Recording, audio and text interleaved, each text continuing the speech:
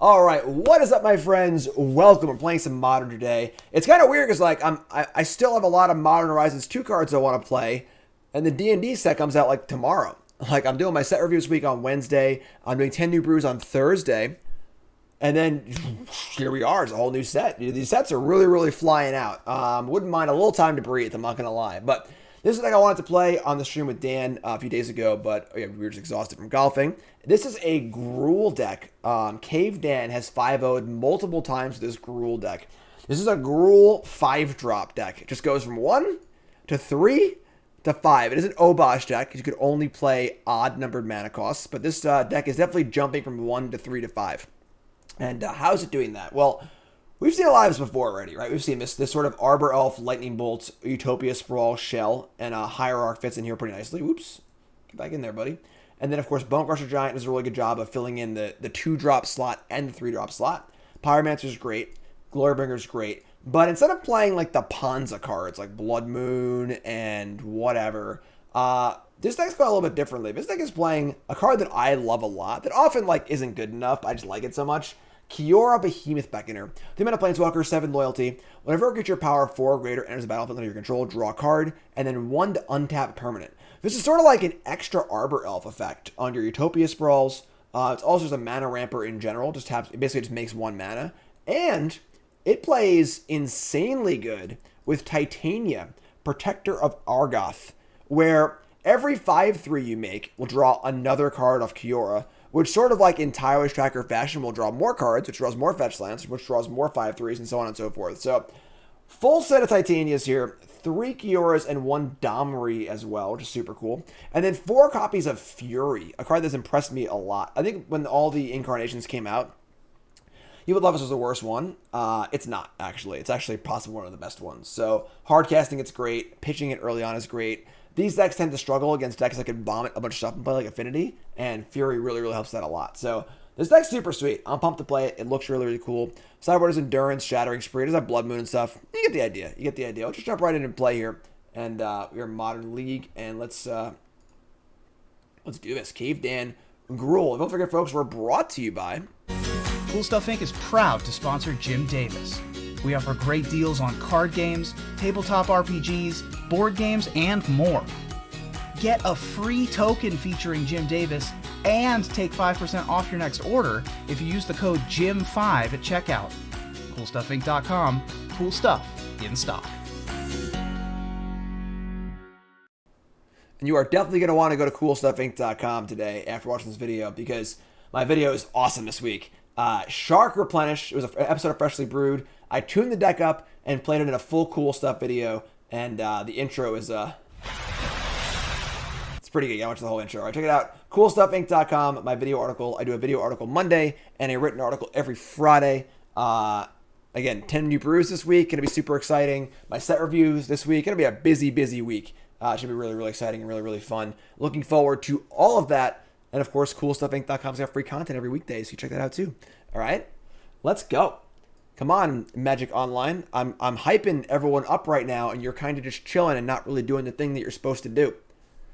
Just had the Mod Monday showdown earlier against Brandon DeCandio. Won't spoil the results, but if you missed it, it's up on YouTube. Go watch it. It'll be up this evening on YouTube for all you Twitch folks. And super fun, of course. Brandon, former teammate of mine on Team BCW. And Golgari Master. He played Pioneer, Modern, and Historic. So a lot of fun.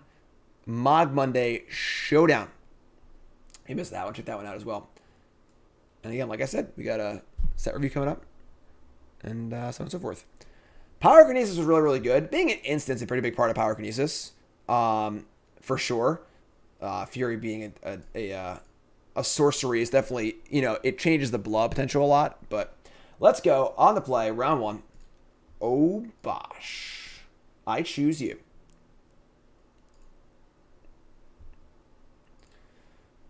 All right, we got the fix here. We got the old Utopia Sprawl plus Arbor Elf. Opponent's playing a Gigantha. I'm going to keep this. And we have 4 mana on turn 2. Not necessarily a lot to do with it, but it's not a bad place to be, So play Arbor Elf and say go. Gigantha could be a few things for sure. Put this, over here, I guess. Hunter Pence. Jim, you are my hero.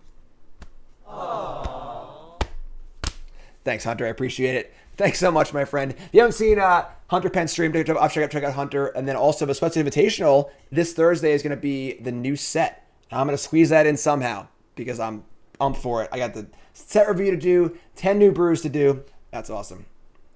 Let's go. Relic. Is this classic Tron? They trying to classic Tron us right now? Wow.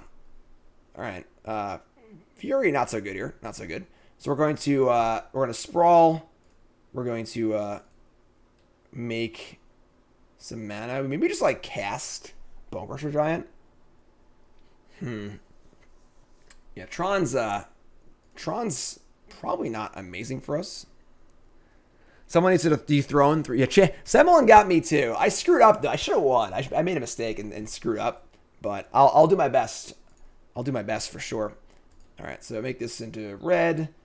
And then we could, like, bolt them, cast Bonecrusher. We also just hold this bolt for post Obosh. Might be good, too. So, or to kill a Karn. So, someone's getting both of us. Run and train. Just run and train on us. All right, I think we just cast this Bonecrusher Giant. Putting the Obosh in hand isn't really a ton. We just got to produce the fastest clock possible. And that's probably just putting a 4-3 in play. They're going to relic me. All right. I'm relicked. You got me. It's gone. It's gone. And, yeah, we're going to cast this and we're not going to cast Lightning Bolt. I'm just going to say go. So I think that the bolt to either kill a Karn or the bolt to potentially deal 6 with Obosh in play is a thing. All right. So I don't like this. Main deck Spatial Contortion. So they kept 7. And they haven't played a search effect, which means they probably have natural Tron. That's not good for us either. Oh, it's Lightning Helix! Oh my god! That was good. Whenever yeah, so we get the Titania so we get to make a bunch of 5-3s here, which is insane. So that was a good draw. That was a pretty good one. Let's play this. Oh, I screwed up. I guess there's no way to. Right, so this had to already be in the graveyard. So I missed point of damage. Whatever. If I did it the other way, it's the same thing. Because like, there's no way to like play this and have it see this land go to the graveyard, but also get the land back. So it's just the same thing. It doesn't actually matter. So whatever. I got excited. I can't help myself. You know, I'm sorry. All right, so they also have this relic actually. So I guess we'll do. Doesn't actually matter. All right, never mind. Yeah, so I'm just going to play Earn Land, Preypiercer to Battlefield. So yeah, I guess we wasted the value of not getting the thing. That's fine. Whatever. What are you going to do? It's not going to matter that much. We couldn't have added more power to the battlefield, which is the important part. So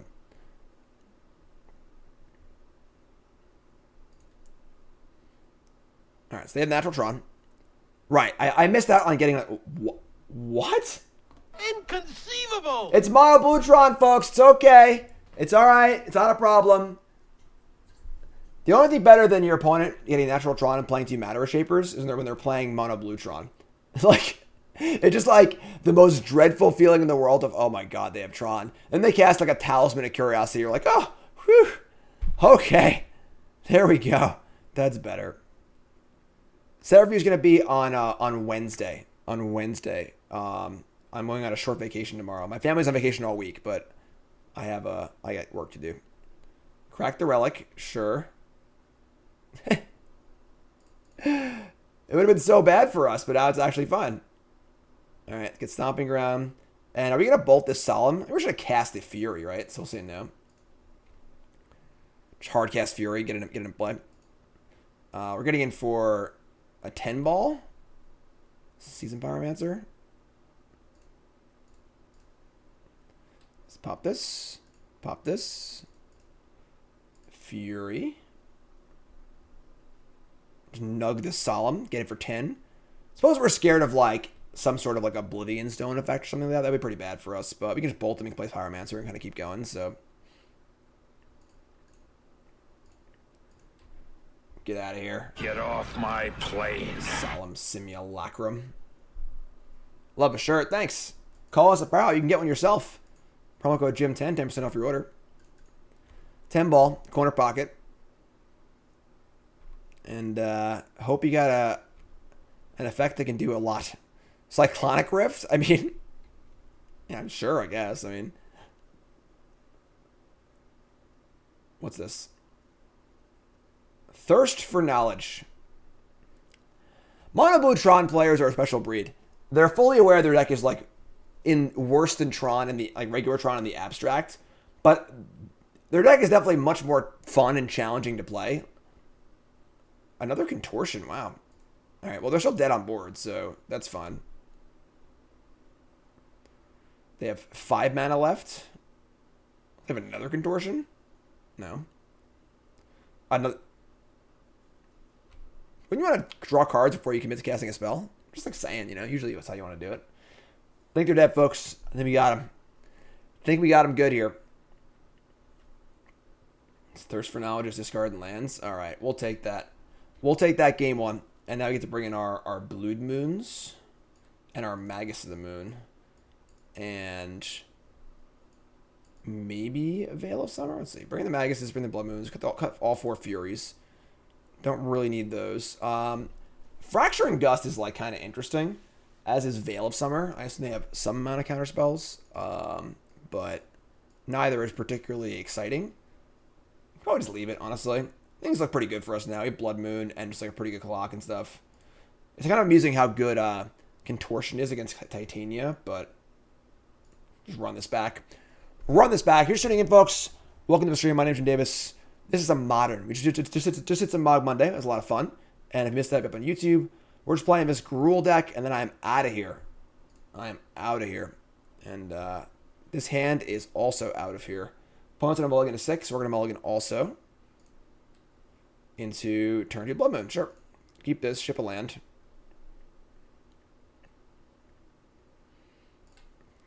In case they have like counter spell for the first Blood Moon. Opponent mulligans to 5. Okay. Urza's Tower. And the map. Okay. Kiora. Ooh. I do like Kiora a lot. I'm not going to lie. Alright, name red. We get the backup Blood Moon. Yep. Alright, they got Tron, but they don't have Tron. They think they have Tron, but they don't have Tron. And Magus the Moon or actual Blood Moon? It's gotta be actual Blood Moon because they have Contortions. And they're not playing green, so they probably can't kill Magus. If they had Dismember in their deck, something like that, maybe, or Nature's Claim. The opposite, one or the other. And crack this thing. Go get an island, probably.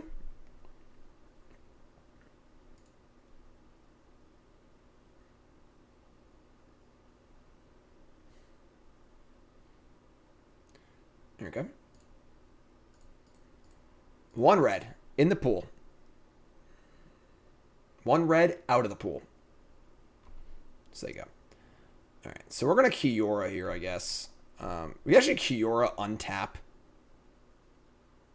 and play Magus of the Moon. See if Kiora resolves. I do like Kiora a lot, I'm not going to lie.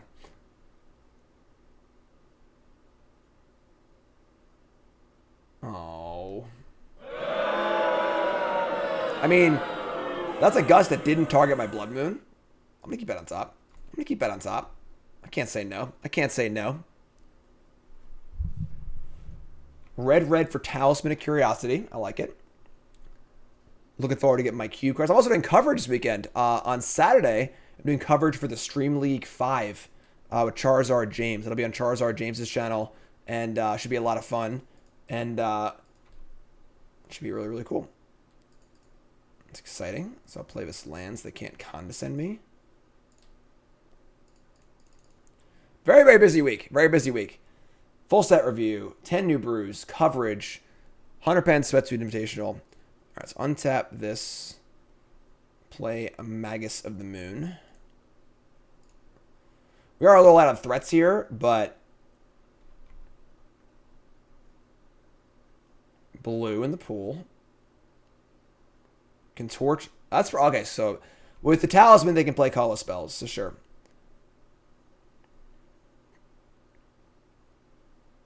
red. Oblivion Stone? That's actually pretty damn annoying. Alright. Titania. I mean, like, they're gonna Oblivion Stone anyway, but this would force the issue and draw a card off of our Kiora at least. So it's just a free cantrip, basically. Although, yeah, because once they Oblivion Stone, we need to Blood Moon again. Yeah, so let's force them to do this so we can play Blood Moon after it. So by casting the Titania, we're forcing them to blood to O-Stone before we enter our next end step. If we don't do this, they'll wait till our next end step, O-Stone, before we can cast a thing and whatever. So draw a card off this. They have another contortion. They freaking love these contortions. They just love them. We draw. We draw. They have no cards left, though, so draw Mountain, sure. We can actually untap this land and put Obosh into our hand. And say go. So they don't have Tron yet. They don't have any cards left. They have basically nothing going on.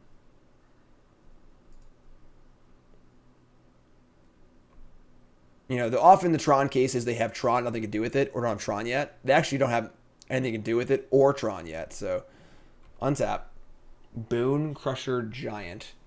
I mean, we can, like, cast Obosh and then just, it's like, stomp them. And, like, they can O-Stone the Obosh, but whatever. So we need to do something to force this O-Stone. It will kill our Talisman also, so. Alright, let's do that.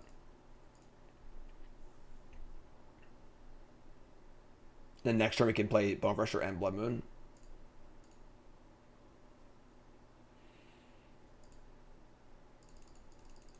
Let's play this. Say go.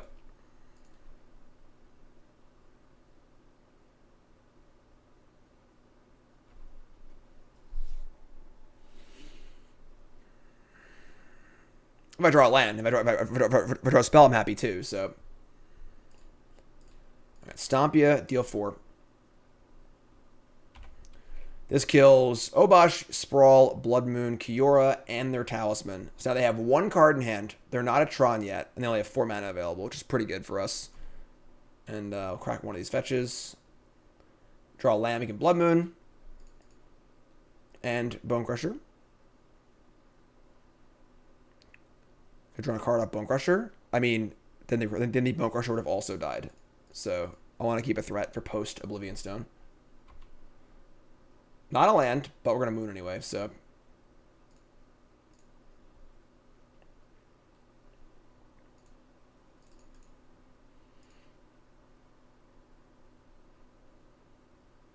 Oh, play the Crusher instead of the Obosh? I mean, it does less damage, and, like, if we didn't draw a land, we couldn't cash Obosh anyway. That's fair. It's a thought. It's a thought. Would have made things, like, more awkward on the future turns, but they let the Blood Moon resolve, and they're going to repeal it back to my hand. Sure. Monobotron's like a jack-in-the-box. You never know what's going to pop out of it, you know? Island number 2.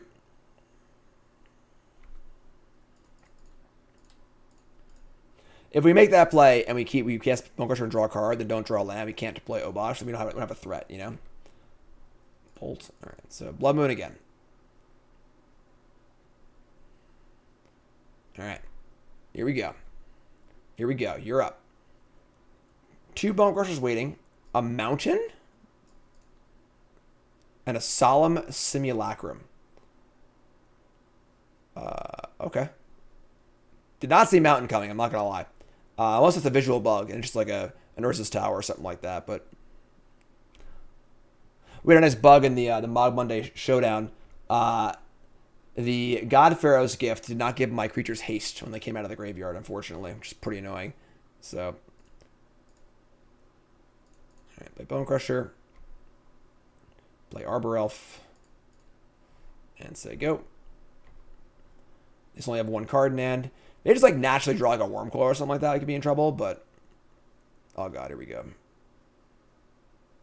Or Ugin, I guess. That's good too. Tony Mac, resub. Thanks so much. Never played Is It Drawn? I mean, about 15 years ago, I might have played it once or twice, you know? All right, so we're going to... X is 3. Yeah, it's pretty good. That's pretty good. Hard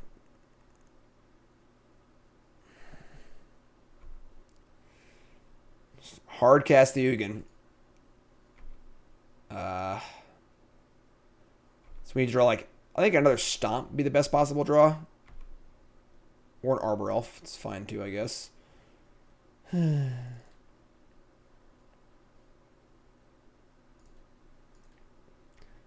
just gonna bolt the Bonecrusher anyway. Yeah, we're just pretty dead here. I guess also we have Glorybringer in our deck too, but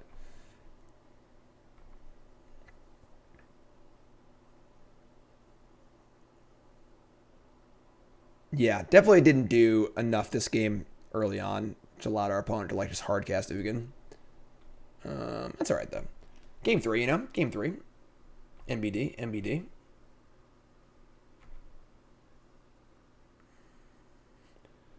Glorybringer.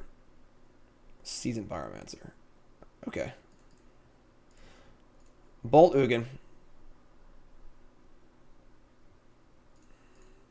Play Pyromancer, draw 2.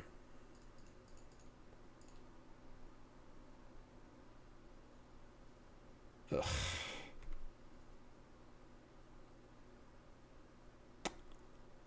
They're going to kill my Arbor Elf too. I don't think we have a way out anymore, honestly. I'm going to bottom this. I think drawing like exactly Glorybringer is probably our best chance to win. So I think it's shuffle anyway if they want to. Yeah, like once Ugin gets to 5, it's like pretty hard to kill. Glorybringer could do it, so you can attack it for 4, kill this, and then Treasure Mage.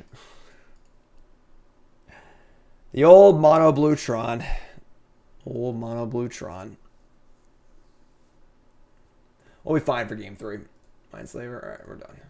We're not playing anymore. Alright, that's fine. Endurance, Veil of Summer, Shattering Spree. Yeah, this is fine.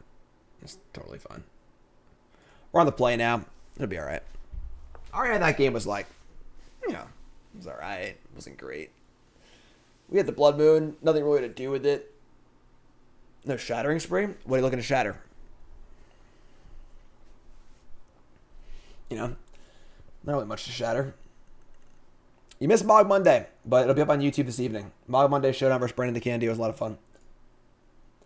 Obosh. Obosh. Now that's a hand. That is a hand. Let's go. Kiora. Sprawl me up here. Might even like Kiora on 2.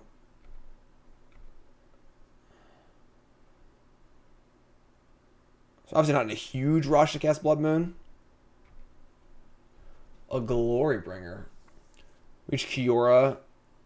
And undoubtedly bolt up. Obviously doesn't really do anything, but just playing Blood Moon like doesn't really do anything yet. I guess they could like play an island and counter it in theory. Yeah, let's cast Blood Moon.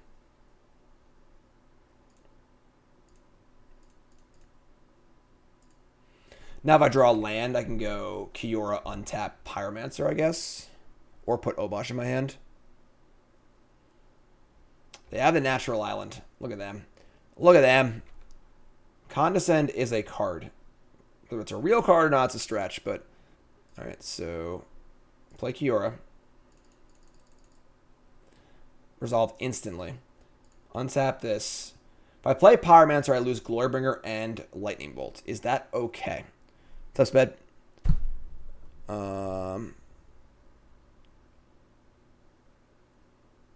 So I kind of want to cast Glorybringer next turn, honestly. But Pyromancer for two tokens is also really good too. I'll just freaking do it. We'll draw more cards. All right, so that was a pretty big downgrade. Just mount into Glorybringer and like keep the bolt. But we have Obosh in hand also. We have 2, 4, 5, 6, 7 mana.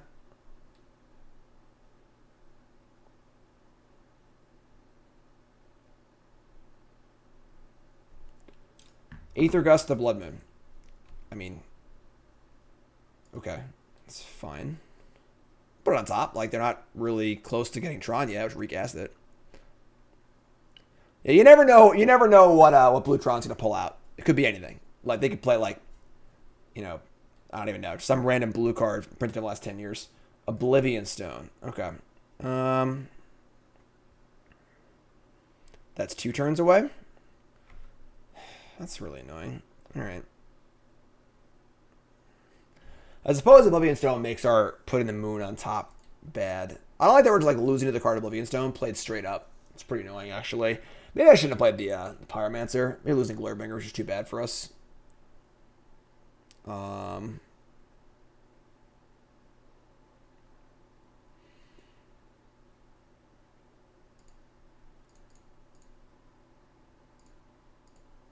They're 2 turns away from popping it.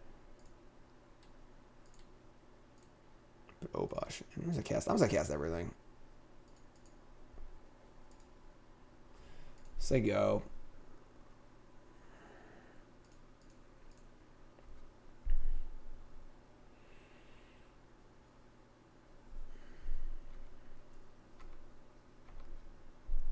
Yavimaya, Cradle of Growth. Okay.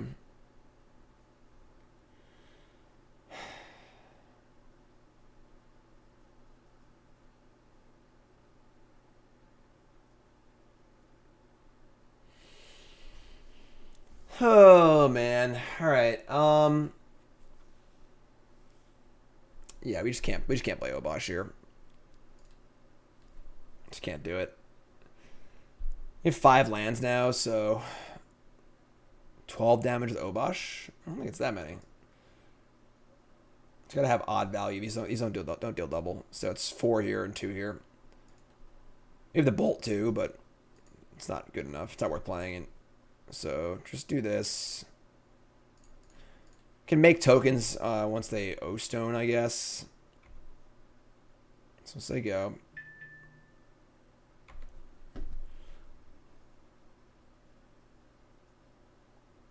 Nicole won. So Nicole's on vacation and won $500 in a penny slot. That's good. Thirst for Knowledge.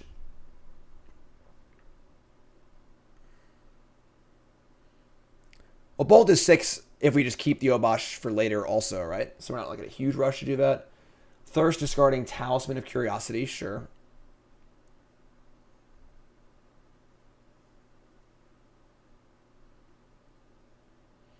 You just hold Obosh. So they say go with O-Stone up. We're going to attack them, and they'll probably pop the stone. And then we can just cast Obosh. Not a good start to our league here if we're to lose the Mono Blue Tron. Heath, sure.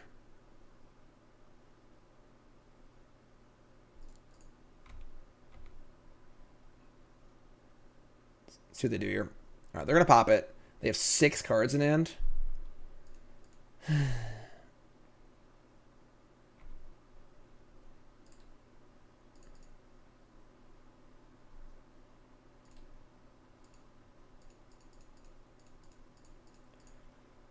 Really not happy we're losing to just like straight up O-stones, you know?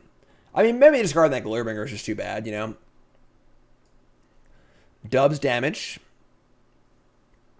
So we do have lethal on board currently. So we have 6 from Obosh and 6 from Lightning Bolt. So we're not dead yet, you know?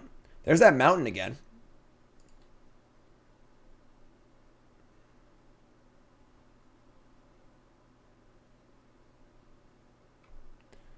All right, here we go. It's an Aether Gust maybe next year. Stupid Aether Gust. We also have our Pyromancer flashback too, so.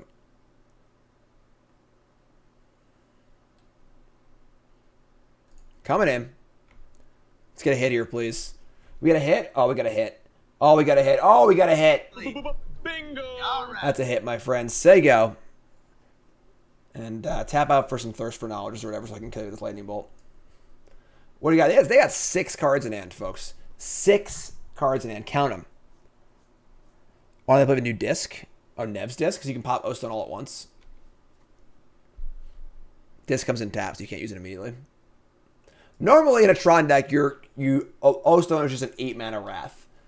You don't usually want to play it for 3 and then crack it for 5. Obviously against Blood Moon decks it happens, but Thirst discarding Field of Ruin, sure.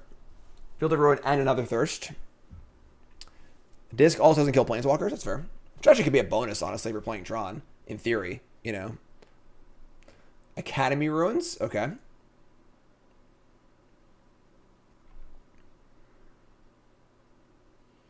I mean, they are dead on board at any point right now, so threaten lethal with this. They go to remove it. We'll just bolt them in response.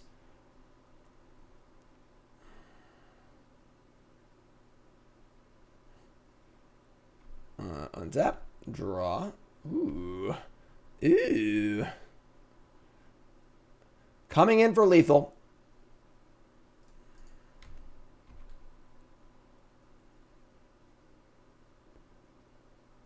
You want to do Aether Gust my, no, what's this? Repeal? No. Repeal for 5. Bullshit in response.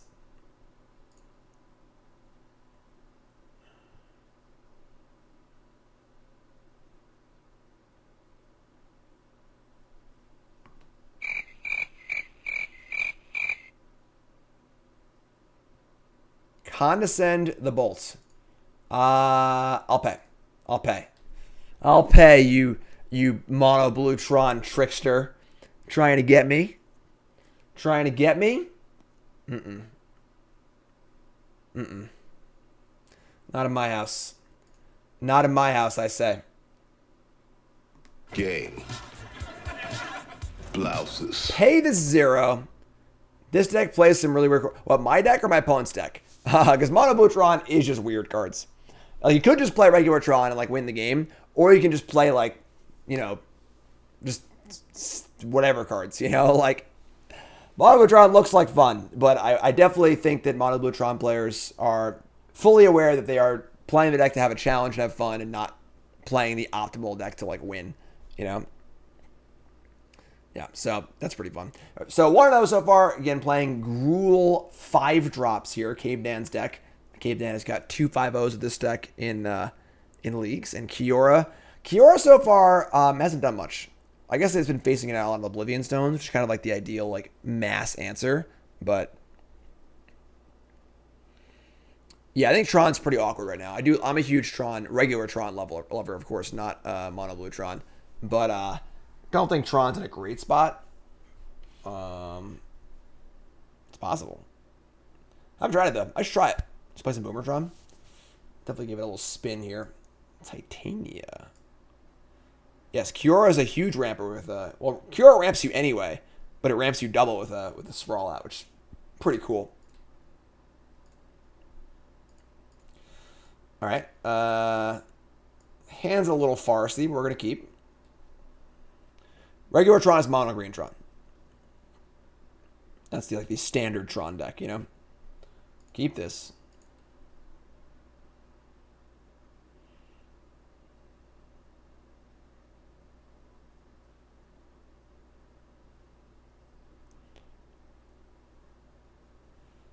Yeah, so we don't like Eldrazi Tron here. Blast Zone. Our opponent's probably playing Eldrazi Tron. They mulligan to 6. And their first land is Blast Zone. That is interesting. All right, so Arbor Elf. I mean, we can't play Pyromancer on 2, which is fine. I guess we can't. We can't. Never mind. We should play it at Stomping Ground. So, what? Which member? Wow. All right, sure. And no land. Okay, so Blast Zone, Dismember are the only cards played by our opponent so far. I'd like to know more about their deck, honestly, but Pyromancer number 2. All right, so we're going to just Pyromancer, discarding Pyromancer and Kiora.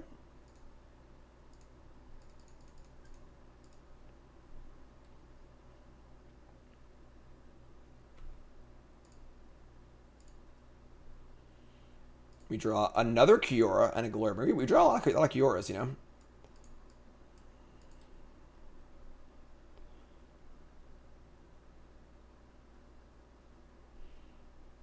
Gemstone Caverns. Talisman of Dominance. Off the map, folks. No idea what's going on. Couldn't even tell you. All I know is we're not playing Yavimaya because they might be playing green. That might help them mana fix. So, I'll play Kiora. Play Arbor Elf. Yeah, I'm playing Kiora Behemoth Beckoner. Big whoop. Want to fight about it? Coming in. You're also able to untap Glorybringer with Kiora, yes. Kiora and Glorybringer are like BFFs. Cast it a turn earlier, untaps it, draws a card. Definitely BFFs. Alright, so opponent played Dismember, Blast Zone, Gemstone, Talisman of Dominance. What in the world does that mean? Am I sideboarding in Blood Moon? Am I sideboarding in Shattering Spree? Am I sideboarding in... I don't even know. Another blue Tron? No way. There's no way. There's no way. Inconceivable! No way. My opponent's playing blue Tron also. I would say the Furies probably are bad. I'm going to bring in the Blood Moons and the Magus of the Moon. Just call it a day, I think. Remember, folks, that person. Not man. We don't know who's over there. We got no idea who's behind that screen. Let's use they if possible. Never want to make any assumptions. Coming in. I think Blood Moon's a pretty safe bet.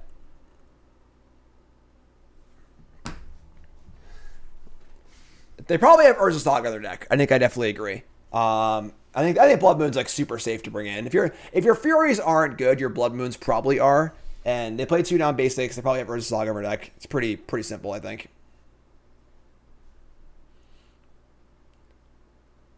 Whenever I stream, everyone fires up their blue Tron decks. Hey, I mean, it's fine. This is some stuff happening. These cards are cool. It's fun. It's interesting. Obosh. Not a great hand. Not a great hand. No 1-drop. But we're going to keep. I think this is fine. You stomp into Kiora, into Glorybringer. You just draw. We have 10 1-drops, so... There's an island.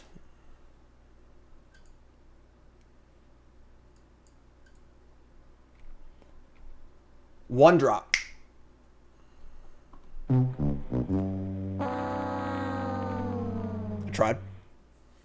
I tried.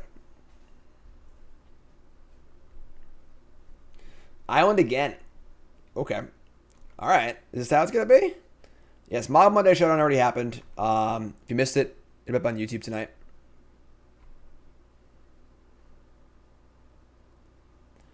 Island. Okay. They played Blast Zone, Gemstone Caverns, Talisman, Dismember last game. I guess I'm stomping them. Stomp ya? No idea what's going on. No idea. It's probably not Mono Blue Tron. If it is, I mean, Godspeed them for keeping that hand, I guess, but... I'm just going to play Kiora. See what happens here. Definitely possible counterspell waiting, so see what's up. Just a extremely peculiar pair of games so far. That resolves. Okay. I mean, I'm going to untap my land. Just have Bolt up. It's just like 7 loyalties, so many. Probably never going to need that many. Must have Bolt up here. Because they have like Vendilion Click or something like that. Thirst. There's no way. There's no way it's two Mono Blue Tron decks in a row. I can't even believe it. This is just some like Urza deck or something like that. Discarded Talisman of Creativity. It's not the same person, is it? There's no way, right? There's no freaking way. Stomping Ground. Okay. I mean, there's no way there's not a counterspell here. I'm just going to run out Bonecrusher Giant.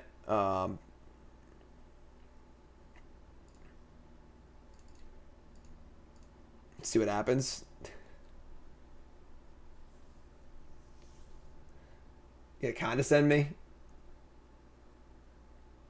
All right, you got it. Better there, but on my Glorybringer, so no, I won't pay for that. Scry 2. Oh, the places that we go, that we'll go, the things that we'll see. All right, so Condescend Scry went top. I don't like that. I don't like that at all.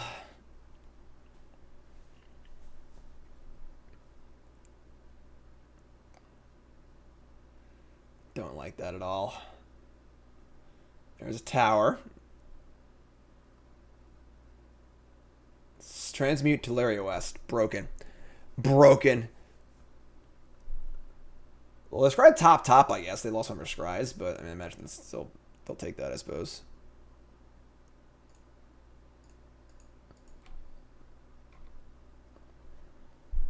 I mean, I guess we're just casting Glorybringer. I mean, we can play around Condescend here, I suppose.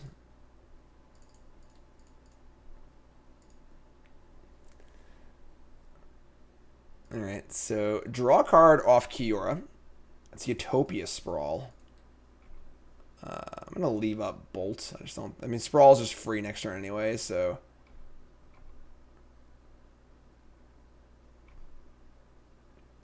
And they have, like, O-Stone or Ugin or something like that. Let's hold the Sprawl in our hand, so...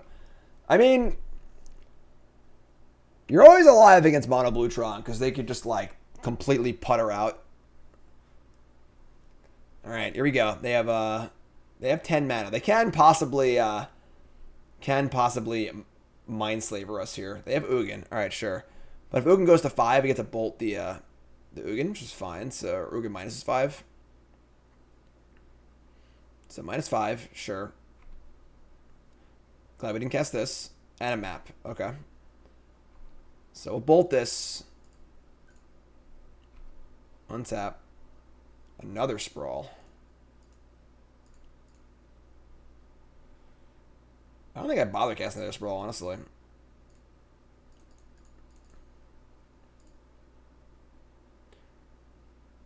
Just glory banging away here. They have 4 cards in hand.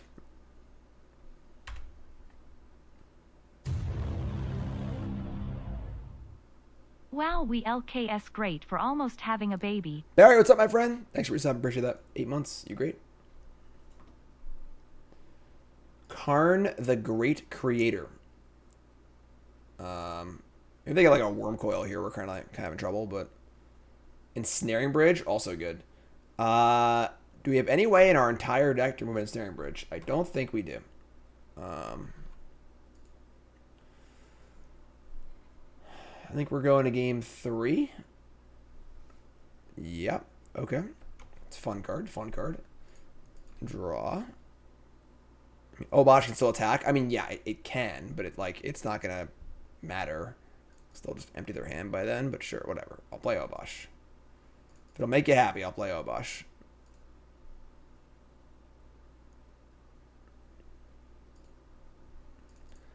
I guess we can burn them out with Obosh. That is true. That is a possible path.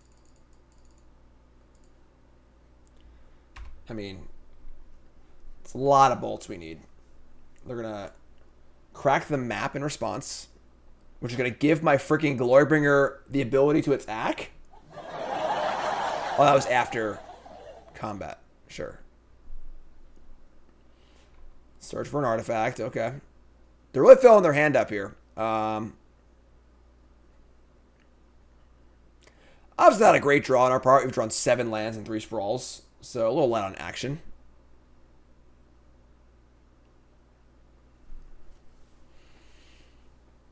They get a Walking Ballista. Oh, they have another Ugin. Oh, whatever. They have another Ugin. Who freaking cares? All right, whatever. Next game. They actually drew, because usually like Mono Blue Tron plays like 1 Ugin, 1 O-Stone, 1 Wormcoil. I don't actually have that many threats. So second Ugin's like, take it easy. Take it easy. All right, so we're going to bring some Shattering Sprees. Gonna cut, let's see, the Domri's pretty bad. Honestly, our bolts are pretty bad. We probably just need them, though.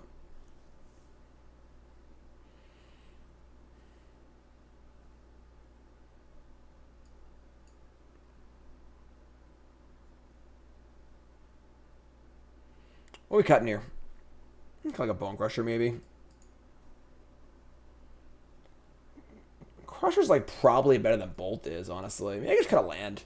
So we're just like, they're not going to kill any of my mana creatures, and we just have like 10 of them.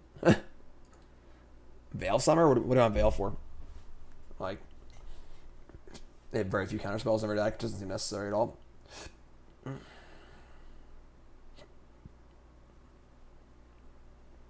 going to cut the Yavimaya Cradle of Growth. Alright, let's go.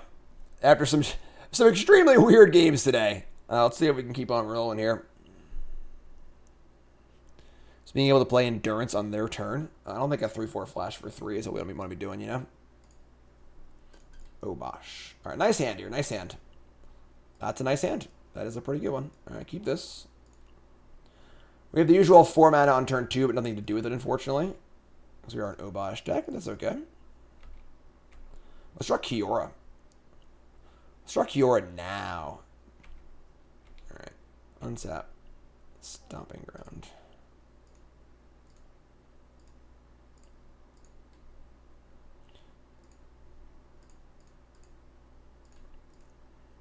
Put the old Boster in the hand. We haven't drawn a fetch land for our Titania, which is a little awkward, but Glorybringer on turn 3 is pretty good. We can definitely settle for that, you know. Player on Condescend also. Repeal the Elf. That's pretty annoying also, but sure. Oh. Bingo! All right. There she is. I mean, it actually helps us because we can make... Now I can make 3 mana, but it's still pretty cool. Yeah, we'll just like... I'm going to shock in and cast this Arbor Elf. We have a lot of freaking mana next turn, alright? We get a lot. The deck is called Gruul 5s, you know. We are playing a lot of 5-drops in our deck. Alright. Talisman of Creativity. So our big enemy here is Aether Gust, I think. We're making a lot of mana, though, so it should be fun. Oh, my God. Okay. Sprawl it. Red.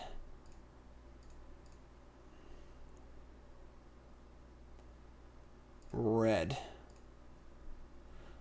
Nice Tron deck. I'll show you a Tron deck. Alright, so we'll play Glorybringer.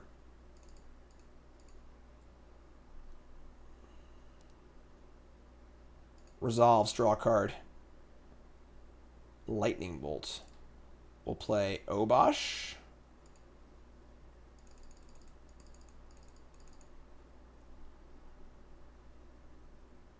Resolves. We'll get in for 8.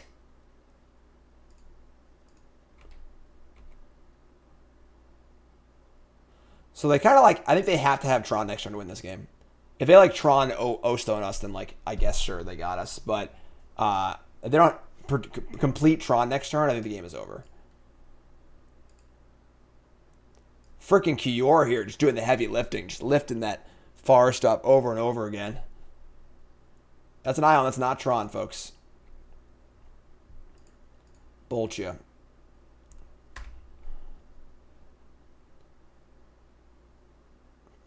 Take 6.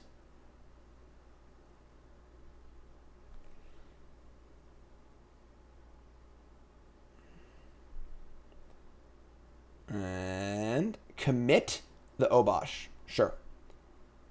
That puts it second from the top. So I can actually play Titania and then draw. Oh, that was actually awkward. Doesn't actually matter. Still 4. They're still just dead. So we get to go float, Titania. We can't shuffle away the Obosh. We need to cast it. So, and they are dead. Unless they have a Dismember, which would be pretty cool. I'd respect that.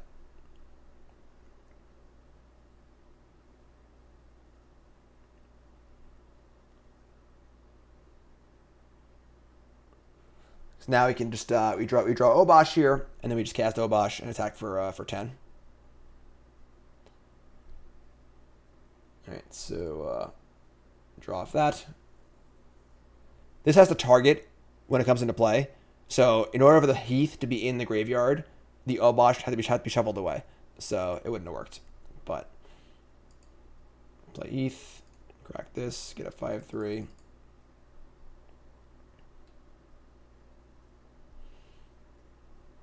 And Forest. The Oboshter, who's back. And get in for the full 10. No, no, no. Wasn't this condescend for 0 jokesters? Yeah, I'll pay the 0.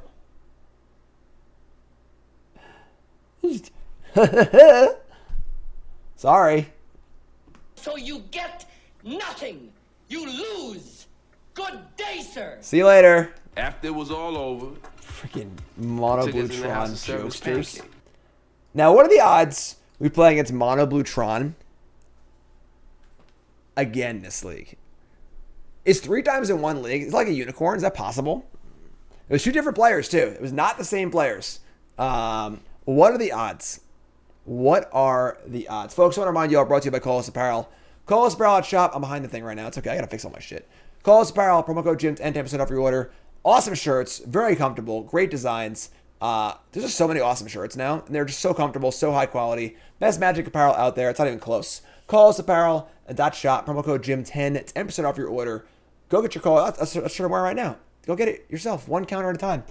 That's what it takes. Klothys Apparel at shop. Promo code Jim10. 10% off your order. Klothys Apparel at shop. Also check out bcwsupplies.com. Best gear in the market, not close. Best sleeves in the market, not close. The Elite 2 deck card sleeves. Paper Magic's coming back, folks. You need your sleeves, you need your binders, you need your deck boxes, your card sorting trays. Get it all.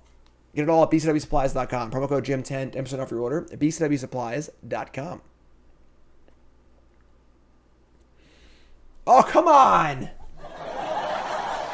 Somebody's playing a prank on me. I timed the ads perfectly. Ugh. You son of a... You believe this? You know what we're going to do while we're waiting? You know what we're going to do? We're going to watch the Igor of the Week on my Twitter. You missed it, of course. Mom might have shown. Super fun. There he is. Aww. He's a carrot. Oh, he dropped it. That's Igor's life, basically. Just kind of slow moving. Just sitting on his butt and eating. Occasionally eating. And then, you know what? I'm tired of this. I'm just going to store that away for later. There he is. Igor. Igor of the Week. You got it. You got to follow me on Twitter for Igors of the Week. There you go. It's great. It's great stuff. Great stuff. All right. On the play, 2-0. Sorry, on the draw, 2-0. Match number 3. Get that carrot, Igor. You can do it, buddy. Igor wasn't very happy last night with the fireworks and stuff. He wasn't like super upset. But all right. I mean, we got the nuts here. We got Sprawl into Kiora into Stomp. So keep this. Just want to see Igor from last night. He was just hanging out. Our neighbors, you know, 10 feet from our mailbox are firing off these huge fireworks and stuff. Fireworks are okay when they're at the beach, something like that. I'm not really super a fan of people firing off fireworks like in the actual street, you know. Sleight of Hand Mishra's Bauble. Ooh. What deck plays Sleight of Hand and Mishra's Bauble? That's interesting. Alright, so we're going to get a Forest. Sprawl it up. Delver. I mean, like, I don't think the card Delver of Secrets was playable in Modern, nor do I think it is currently playable. If it's like a Murktide deck, then sure. Delverless Delver, sure. It's like mods. But like Sleight of Hand's like just worse than the other cantrips, I think. It's worse than Opt, and it's worse than Serum Vision unless you're playing like a combo deck.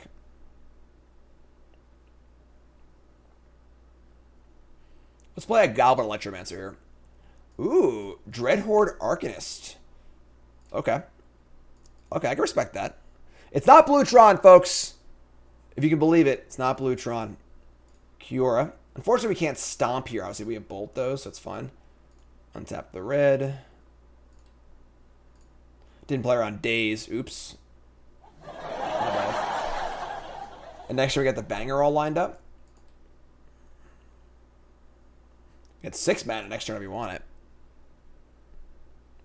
Blue-red deck that won the Sunday Challenge is playing Sleight of Hands. Interesting. Over Serum Visions or over Opt? Unholy Heat to kill Kiora? Inconceivable! A 1-mana spell just killed a 6 loyalty Planeswalker? What is this world? What are we living in right now? Man, that's gross. Alright, we're going to Pyromancer discarding Bonecrusher and Glorybringer to put some stuff in play. Try and draw land number 5 here. Fury. Okay.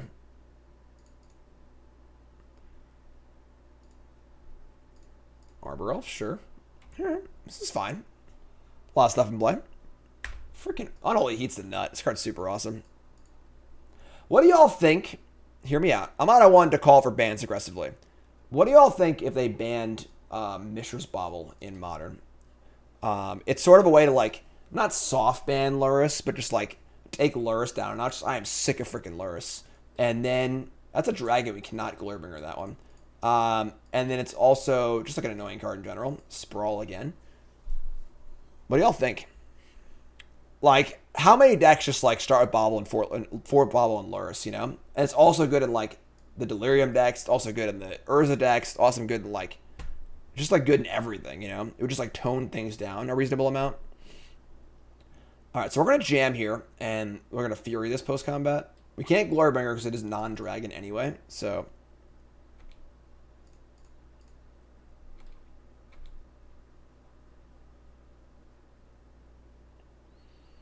Alright, got him.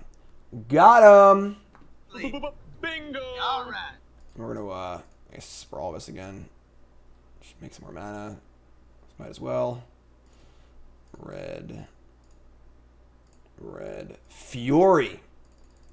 Feel my fury. And... Get off my plane. I think we're in good shape here, folks. Force the negation this, exactly. Strictly better than Pyrokinesis. Kind of, sort of, maybe. A little bit. A little bit. Bolt the Fury, sure. This is a good exchange for us, honestly. We'll take that. Shocking in. Dashing a Ragavan. Alright. I mean, they're pretty behind on board here, so 2 mana to, like, make a treasure is, that's who they hit, of course, but they hit the Glorybringer. Yeah, I'm probably not casting that one this turn.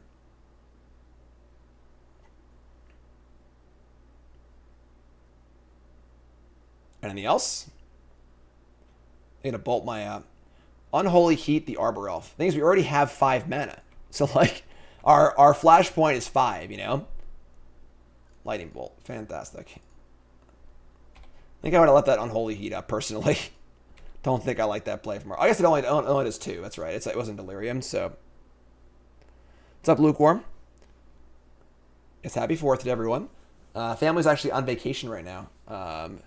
Nicole's family goes on vacation to Foxwoods. It's a casino in Connecticut every 4th of July. And are they going for the Surveil here to try and spike the Delirium? Oh, they hit it too? God, what an animal. They had to hit a non-instant creature or artifact on the top of their deck for the Delirium thing. That's crazy.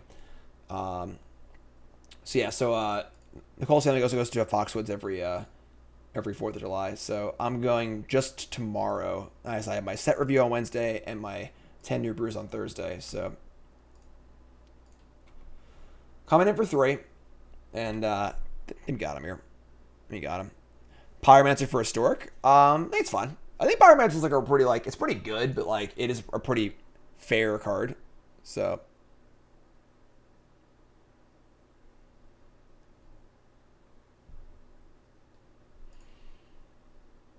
Monkey. Just hard cast the Monkey, sure. Monkey's on blocking duty. Ignoble Hierarch, number 2. I mean, I guess we just send in the Pyromancer. Might as well play this first then. Oh my god, Obosh is there. I always open it every time. I forgot about Obosh. Could I put it in my hand last turn? I just totally forgot about it. I open it like every time too. Bolt Pyromancer, sure, that's fine. So we should end step make tokens now. I was short. All right, good. Good. they're like out. They have one card in their hand, so Channeler. That has to attack anyway, so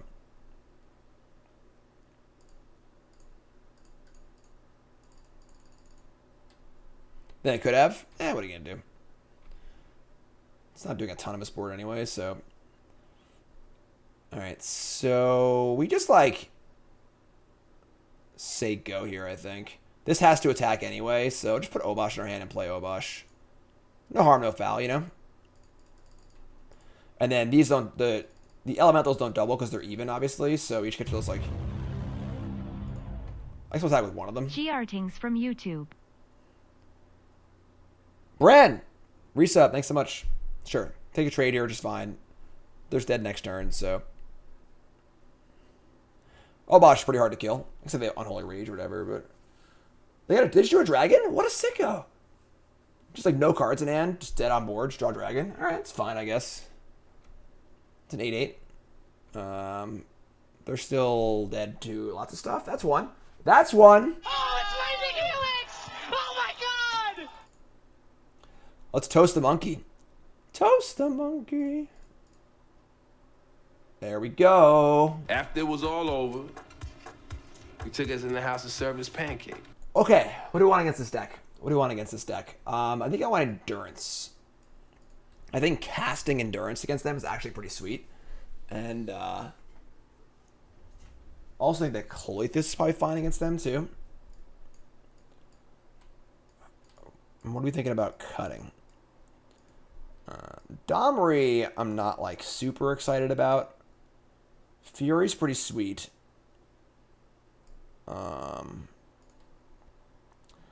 Titania does die to Bolt. It is kind of part of like the package, but I think I might want to shave down on the package, honestly. Just like they're somewhat aggressive and on the play. It's like sticking a Planeswalker is not going to be easy.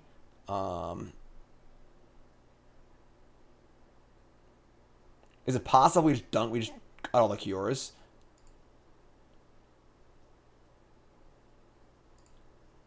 Just like lower our curve a bit.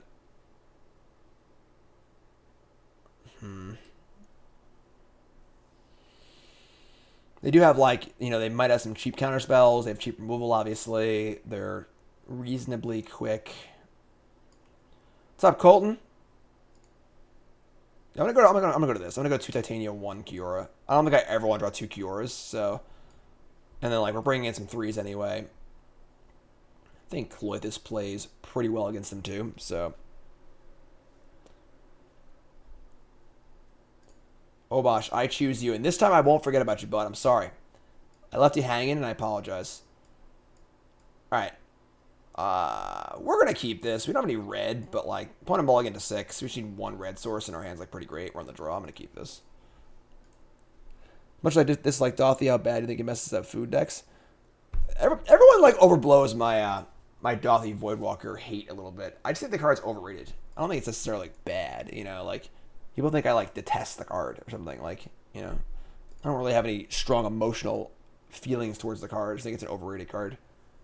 And it's like a decent, it's an okay role player, you know.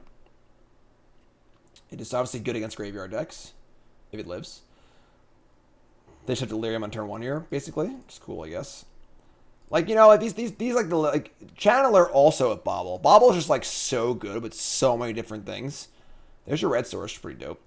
That it just like, I think Bobble just turbocharges some stuff. I mean, I wrote an article a while back talking about the cards I think should have been banned in Modern. When they banned when they wanted to ban looting. I felt Metamorphose, the free cards are more of a problem. Mox Open Metamorphose, Creeping Chill, etc. Alright, so they have the heat from the Arbor Elf that pumps their thing up. You know, it's the free cards that kill things, you know. I don't think that banning Stirrings or looting was correct. I think that I'd rather just ban the speed up enablers, you know. Like, you ban Creeping Chill, Metamorphose, and Arclight and Dredge aren't nearly as bad, and then looting could stay in the format being a fun card, you know. So, another, like, this is a ridiculous start. It is turn 2. They have Delirium, 6 power in play, and they've killed my creature. Like, you know? What are we gonna do here? We're just just rocking us. It's too many cards. They have a dragon next turn, too. This card's great. So good. Coming in. Alright, they got nothing else, I guess. We have a Fury.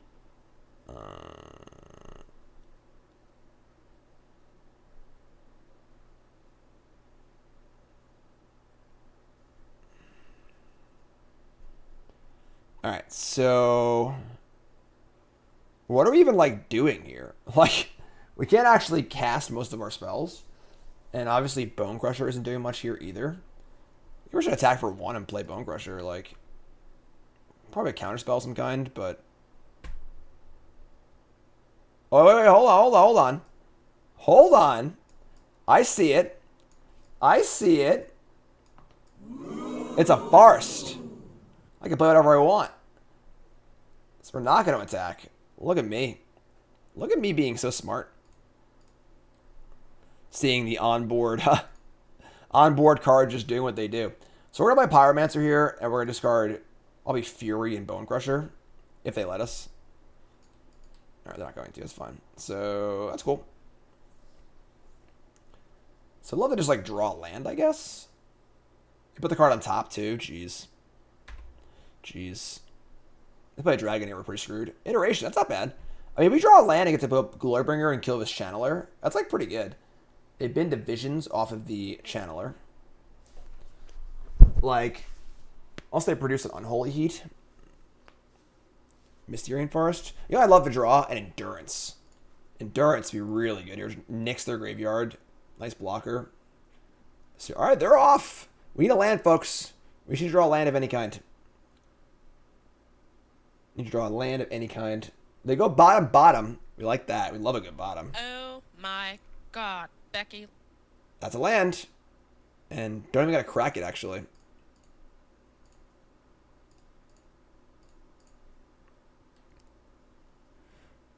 Yeah, flavor fail on the Dragon Rage Channeler not being an actual dragon. But you know what?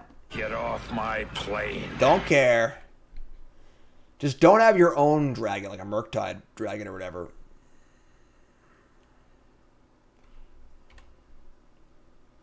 They have 3 cards in hand. They did bottom of Visions, you know? It could be like flooding out a little bit here. Nope, they're doing stuff. They got a Merker. They got a Merker. Thought Scour. Okay. Murktide's going to be an 8/8 if I have it. It's pretty bad. It's pretty bad for us. Yep. Yeah, I mean, that was a really good start. I think we're going to lose this game. Haha. Their start was basically as good as it could possibly be, and on the play, so...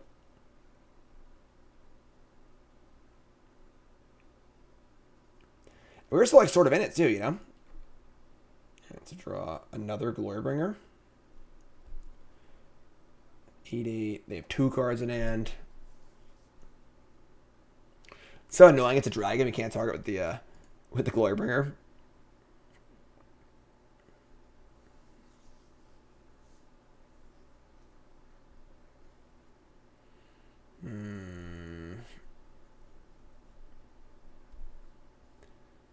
All right. Just play Glorybringer and I guess Glorybringer has haste. Maybe I just cast Fury and just try and kill him. I don't know. I don't know how we're gonna win this game, honestly. If their hand is even remotely playable, I'm not sure we can win this game, but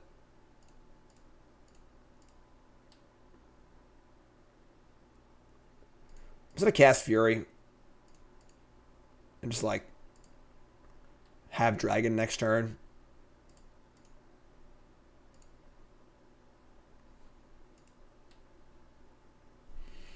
You're up. We're dead to Bolt, Flyer, Haste Creature, a Stiff Breeze, but Ragavan? Okay, not dead to that. If the we got Glorybringer. So Murktide comes in, we just Glorybringer kill this and kill them in theory.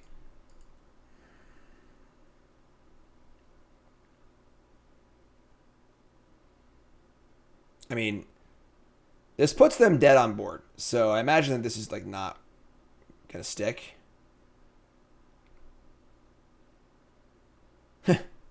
Yo, bro. I heard you like Glorybringers. So I'm going to assume they have an Unholy Heat for Glorybringer. But if they do, then they're... I guess they're just kill the Fury at that point. But I imagine that this is not going to work. Yeah, like, they obviously have something here. So, Counterspell. And then this is only 6, 7, 8, 9. It's only 10. Yeah, they got us. All right. I mean, we were like, considering how insanely good their start was, we were actually in that game, you know, which is pretty sick. So, now we're on the play at least. I'm a little more interested in Kiora on the play, but I think that I like Klothys and the Endurances more. This is fine. I'm not completely sure about Fury, honestly, but sure. This works for me.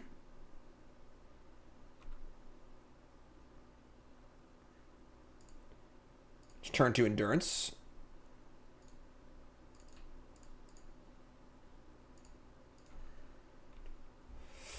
Excuse me. Bobble, looking at themselves.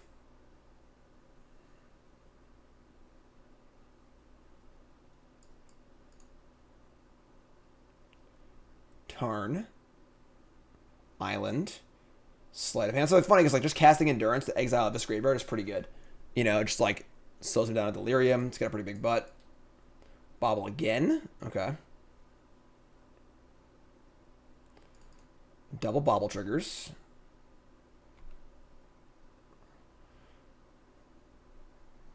So the question is, do I just cast Endurance now? Just to guarantee we nix their graveyard. So they can't counterspell it, or have an Unholy Fire available, things like that. Or I just wait. I think I just wait.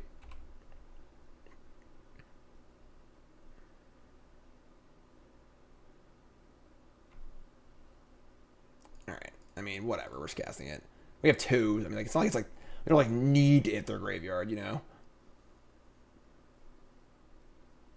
Sure, that's fine. I mean, and then like pretty transparent. We just leave it up again. Now they have full Delirium, so we're just gonna cast it, and then we're gonna get a Stomping Ground. So our hand's not great. We are a little flooded here, but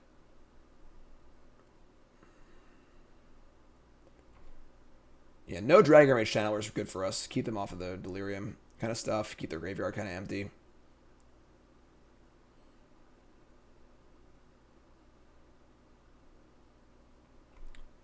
Well, so much for the empty graveyard, I guess. They just cast out Scour and got it all back again, so. Good news is they can't Unholy Fire my Glorybringer, so just pop in for that. Lightning Bolt's okay, too.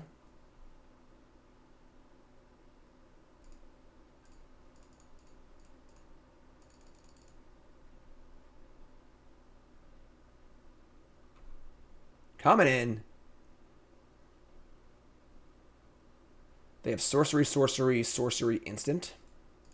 They can make a big Murktide next turn, which would be kind of annoying, but it would be a 7/7 in theory.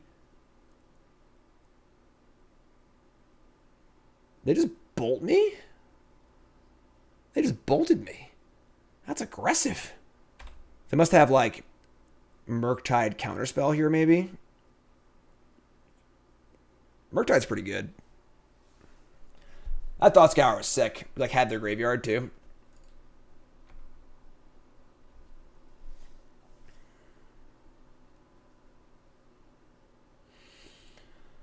Let me draw another land.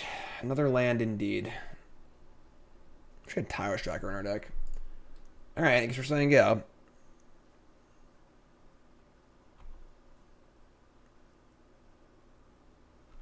Can't Glorybringer or Dragon, unfortunately. Which sucks. Oh, Obosh! God, I did it again! Holy shit! What is going on? Where is my companion? Unbelievable. What are you doing over here, Jim? Obosh is like, dude, I'm right here, man. I mean, if it would just stayed popped up, you know, like if it was the default, was it being popped up, that'd be really, really cool. But doesn't like doing that, so Fury. One hell of a bluff. Hell yeah. Put me in, coach. Can't even cast it his turn. Loosey-goosey. Loosey-goosey. I mean, they ain't doing much either, so... Just sitting behind this big stupid dragon. They're going to play an Arcanist without tapping Spire Bluff Canal. Okay. You say so. Alright, I'm going to Lightning Bolt this.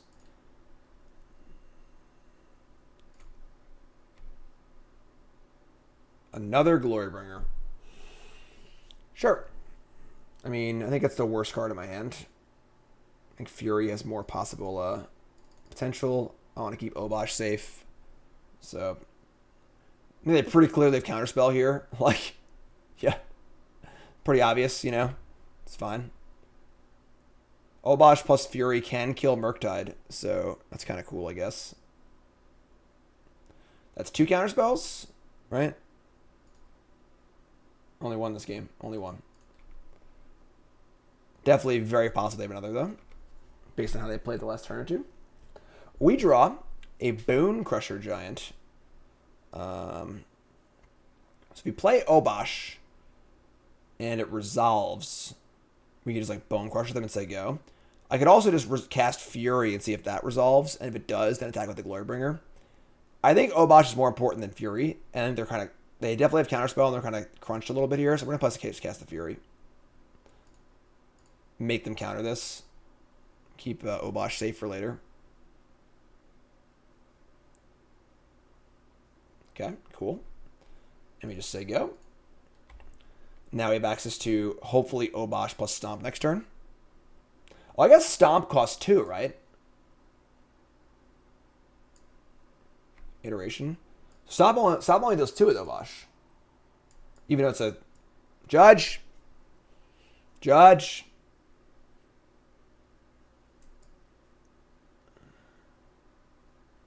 Yeah, it's got to be only 2 damage. Iteration, Steam Vents, Unholy Heat, my Glorybringer. It's kind of a dick move. Only one way to find out, yeah. Another dragon? Oh my god. I really hate that these things trigger off each other, I'm not going to lie. It's 12-12? Yeah. Alright, I think we're dead, folks. They're going to attack. That makes sense, actually. So we're just dead in the air next turn.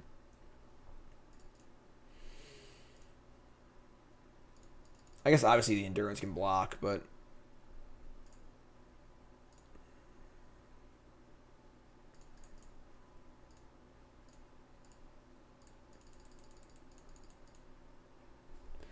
We'll see. We'll see. We are technically alive at present. Murktide is so hard to kill. Alright, I mean, we are going to block.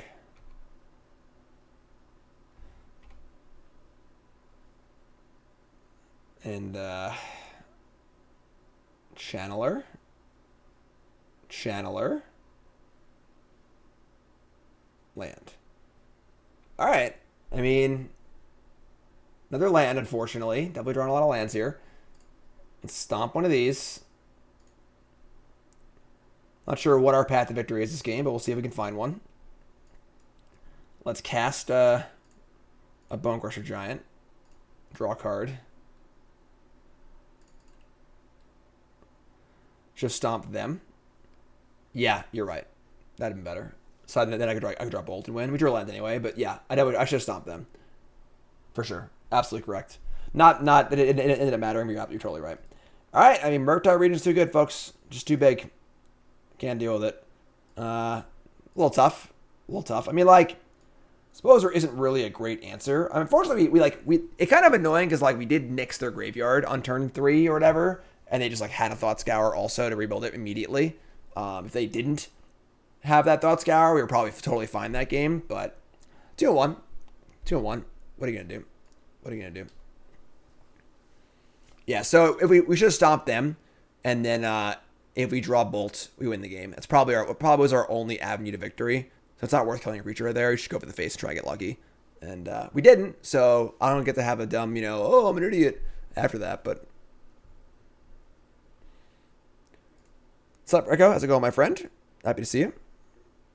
Go for the old lightning helix, Somebody call Randy Bueller. Yeah, I mean, like, I'm not sure what you could really do to improve a matchup like that because the dragon's just so hard to kill. I mean, green and red just don't kill, like, 10/10 flyers, Like, I don't think we're playing, like, some sort of random, like, destroy target flyer card. And maybe we are. I don't know. It's like the 1 green, kill a flyer kind of card. Could be a thing if we're feeling desperate. I'm not sure. Depends on how popular that deck is and so on and so forth. Hand's great. Feels like good. Not great. A lot of 5s. It's good if our Arbor Elf and Kiora live, Thundermaw, just like not particularly good, It's worse than their 5s. Alright, I'm on Arbor Elf. Let's go, buddy.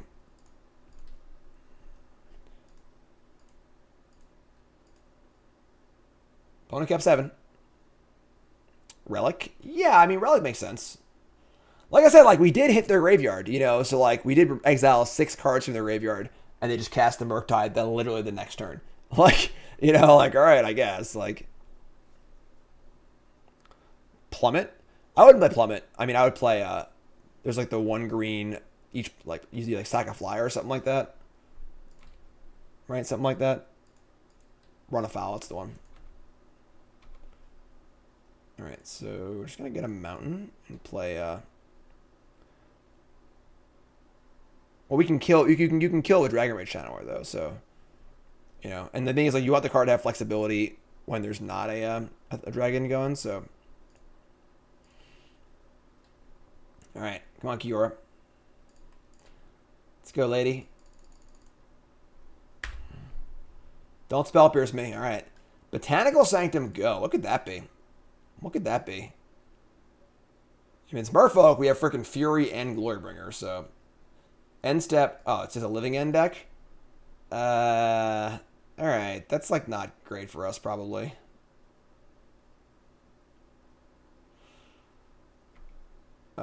We can, like, pitch the Fury just to put it in the graveyard.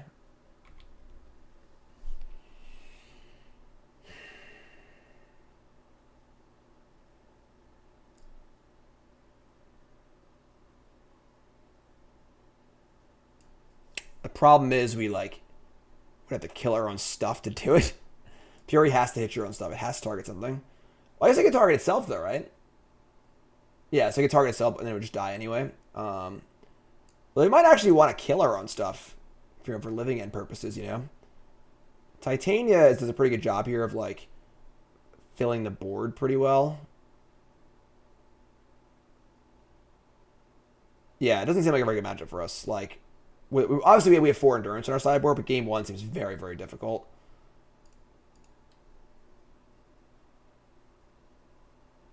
Gotta get Stomping Ground, I think, because once they kill all our stuff.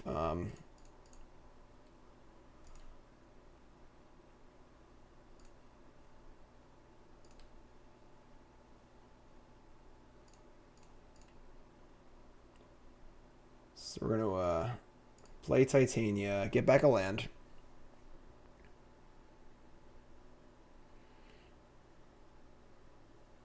Oh my god. They just have it all. Alright. Subtlety makes our card look really stupid. So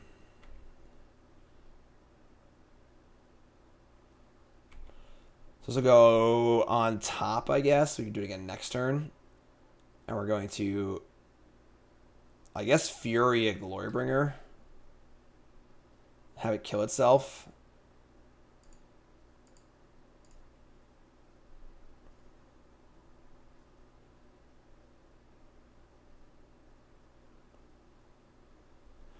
I mean, if we draw Seasoned Pyromancer, it's not bad, right? So Fury will target itself and die. And we get to Titania again next turn.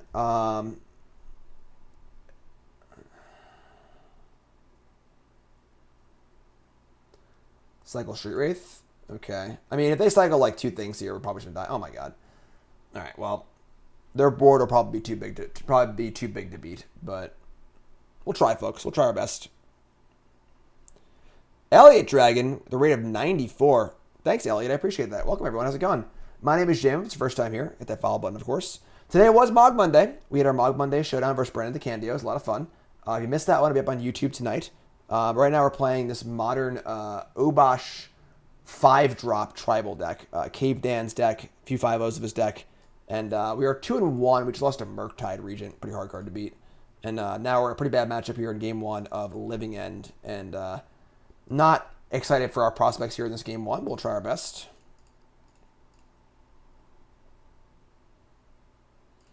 Once we cyborg, I'm sure it gets better. But game 1 seems pretty rough. Just another Mog Monday. Nah, you gotta go watch the video. You gotta go watch the video. I want to see the intro. You gonna sell to me again? At this point, their board is like probably too good for the Fury to beat anyway. Yeah, Pyromancer is actually really good in this matchup because Pyromancer can just like discard a couple 5-drops and we can actually like play a game against them too. So we have some tools. I mean, if they had another subtlety, I can't imagine them not doing it. Yeah, like obviously. All right, they shove it nuts. Thanks, Elliot. Appreciate it. You got a shout out in chat, please, for Elliot. Yeah, I mean, this is just a disaster. Like their hand's basically perfect. So I'll put it on top again, I guess. I mean, we have our like pretty good hand too, but like because we have Kiora and Titania draw a bunch of cards, but it just doesn't matter. I don't think. I just think their hand's just too good. I mean, they could have just let it resolve and killed it, but I guess this is good too. So yeah, we're dead. So we get to Fury. I don't know why everything's on top of everything. Kill this. Yeah, we're just dead. All right, next game. So opponent's hand was literally perfect, which is fine. It happens. And we're going to bring in our Klothys, our Endurances. Salty doesn't actually counter, so we got a cut here.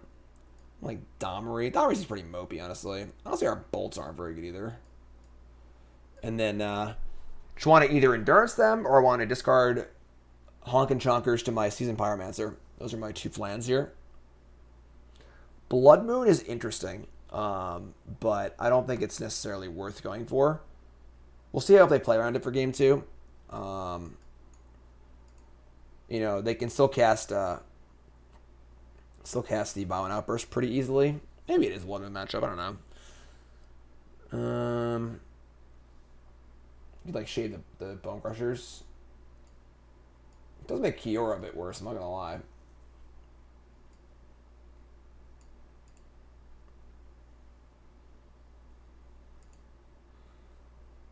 All right, let's go to Kiora. Don't they also run Moon? I mean, I doubt it. Doesn't seem like it makes much sense. I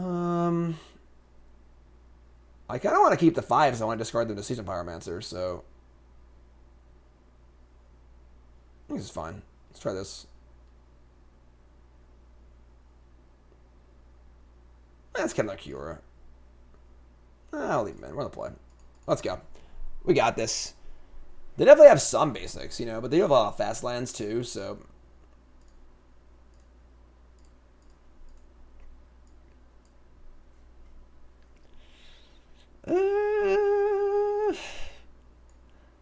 We can't keep this hand. This hand has to draw land on turn 2 or we just lose. Alright, we're going to mulligan. That's better. Keep this hand. We're going to ship, probably just a Vista. I mean, we have Sprawl plus Kiora is a lot of mana, so.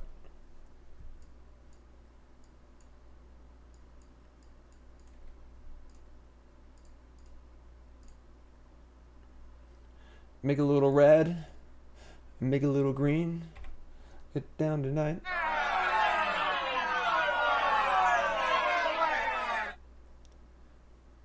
Botanical Sanctum, go. That was also pretty good. Sprawl. This is going to name green, so I can cast Endurance. Kiora.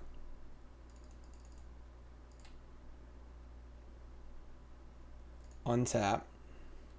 Say go. We could just put the Obosh in our hand. I don't think we're not casting Endurance yet, right? So we'll just do this. And we can just discard Obosh to Pyromancer, which is also really good. So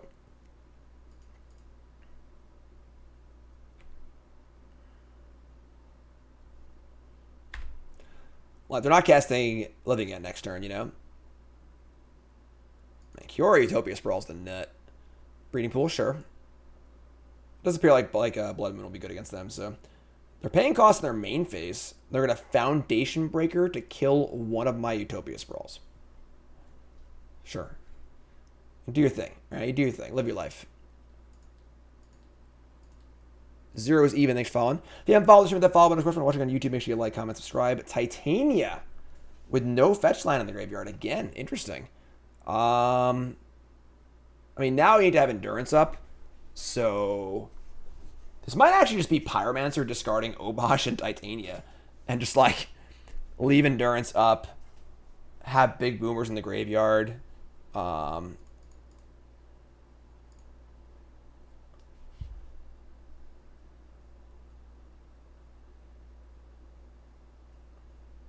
have Salty again? Alright. Discard those two. Alright, we drew a land.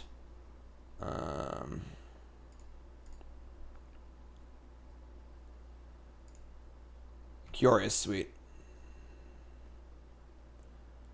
Alright, you're up. Now you got some honkin' chonkers in the graveyard. And we have Endurance for their graveyard. So I'm feeling reasonably good about this game. We've done the things we wanted to do. We have Endurance and we have Seasoned Pyromancer.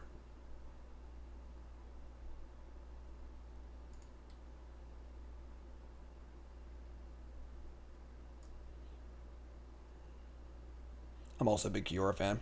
Raise your hand in chat if you like Kiora. Raise your hand in chat if you like Kiora. Cycle Architects of Will. Sure. What's up, Barb? Doing pretty good. Cycle Architects of Will. Sure. I think we're going to end step this Endurance. They obviously needed land drops. Just hit 4 of their cards, put a threat in play.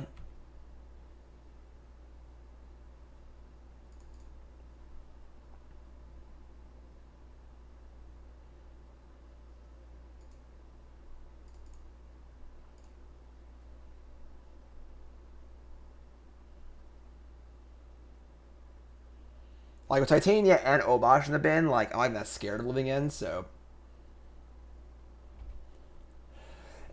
sorry, couldn't mute fast enough. That is not a 5-drop. Coming in.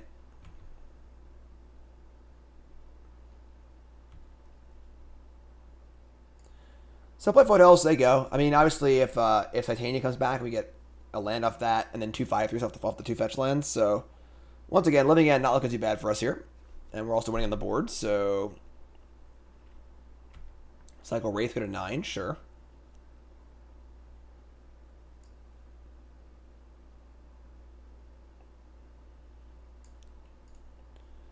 And they're just doing it. They're just doing it, folks. Do they have Fairy Macabre too? Oh my God, they do. Inconceivable! Can you imagine having it all? Can you imagine having it all? Just like every little bit of it? Can you imagine that? Is that a thing you can imagine? They only have Street Wraith and Fairy Macabre, I guess, but alright. So we get 2 1/1s off Pyromancer. They get a 2/2 and a 3/2. Playing Endurance is a mistake. I mean, like, we want to clock them. They have to actually have the Fairy Macabre, and I still think we're in decent shape here. So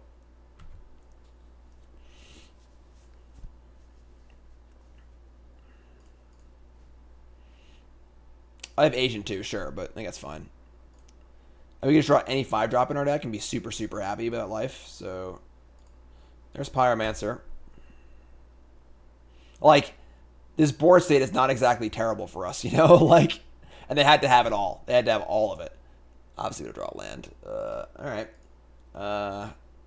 You're up.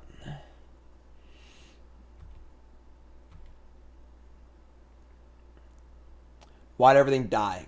Living End. Living End is the magic card. It basically swaps battlefields and graveyards. And they cast it by cascading into it. It's the only card in their deck that costs less than 3. Alright, so they're going to attack me, me, me. And I guess we're just going to block. Modern's a little confusing. Modern's got a lot of stuff going on. It's a very exciting format. Lots of things to do. A lot of Magic's histories in Modern. They have 5 cards.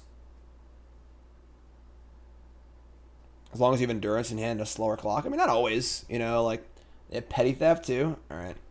You know, like, if it's on our turn, they can subtlety it. Like, they can draw Grief. Something like that. You know, like... That was a good draw. Now, don't you dare have Subtlety. Alright? Don't you freaking dare.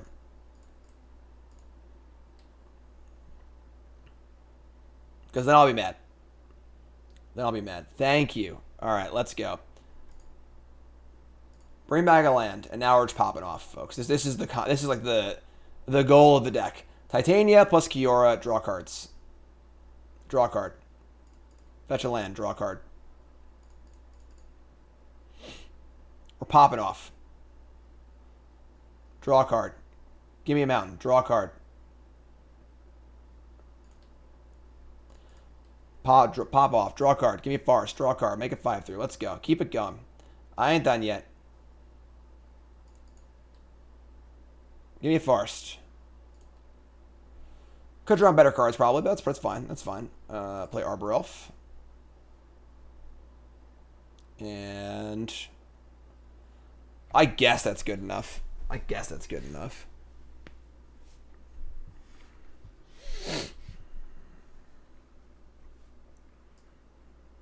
Super cool card. Fun addition to the Modern format, for sure. That'll be a fun card. It's a card that wasn't in my cube, and like could have been. I just didn't really think about it. But like having seen it in play in these Modern games, I'm like, yeah, that card's probably in my cube. Alright. Tapping 4. They're going to cast a Foundation Breaker. Sure. I mean, my Utopia Sprawl is officially dead. You tried it in cube, it just doesn't work? I find that hard to believe, honestly. What was bad about it? Like, why didn't it work? It's just like, pretty good card, you know? It's just good with fetch lands, good with landy stuff. Bonecrusher Giant, sure.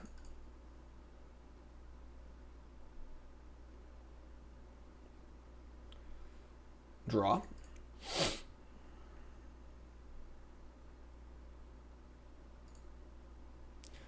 Stomp, wait, the fairy... It's just like stomp in combat, honestly. Let's just attack. Send in the 2/5/3s.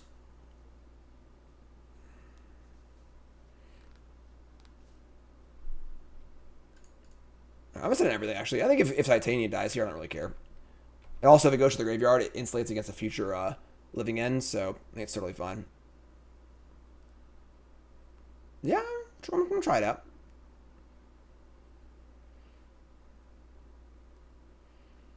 Alright, this looks like they have living end. We might actually kill our own Titania. Is that crazy? It's like a wild thing to do.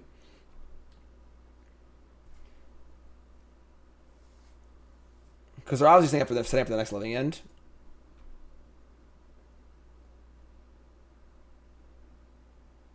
I'm going to kill all their stuff. We stomp our own Titania. Like if Titania comes back with a level of a living end, things go really, really good. So I'm going to do it. I'm going to freaking do it. No, I think I still want to kill both blockers. It just buys more time for next time. Not even are you sure? I'm just going to stomp my own freaking creature. Oopsie. Waka waka. They're going to force a negation to stomp.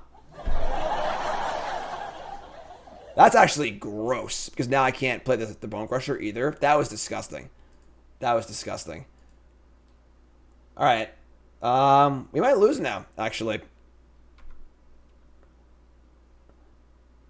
Did not see that coming. They get back. I guess it's like a 2-2, a 2-2, a 3-2, and a 2-2. And I get back an Endurance. Endurance does actually stonewall their entire squad, so... Can I draw a spell here, please? Is that cool? Draw a spell? That's a spell. That's a good spell, actually.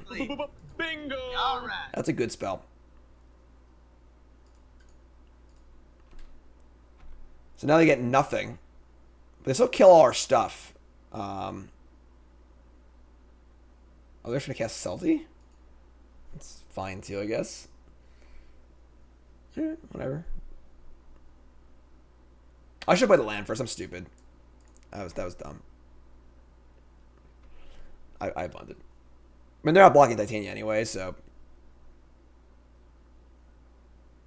Alright, so they go to 3. You play fetch land, we crack it, we draw a card. Draw Blood Moon. Now the question is, do I want to show them Blood Moon for game 3? I don't think I do. I think we can pretty easily beat a Blood Moon here. So I don't think it's worth trying to, like, they're gonna living end. We're gonna nix their graveyard, put a 3 power creature in play, and just kill them. So I'm not gonna show them Blood Moon. I know it's a card like we're likely to have, but like,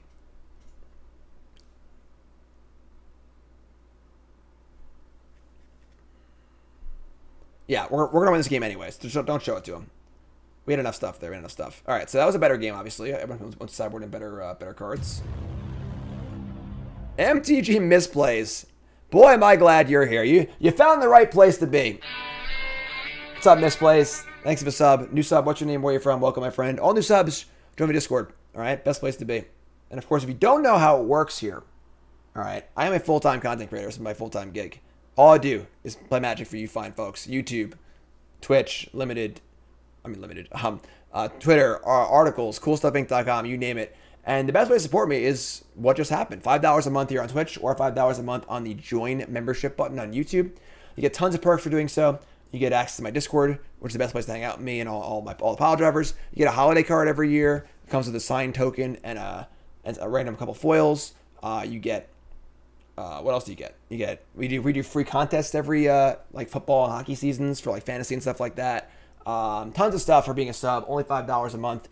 And of course, the warm, fuzzy feeling. Now you're supporting me as a content creator, as a full-time gig, and you support my family and stuff. So $5 a month here on Twitch or on YouTube. Hit the buttons. I love you all. And if you can't afford it, you don't want to, also totally cool.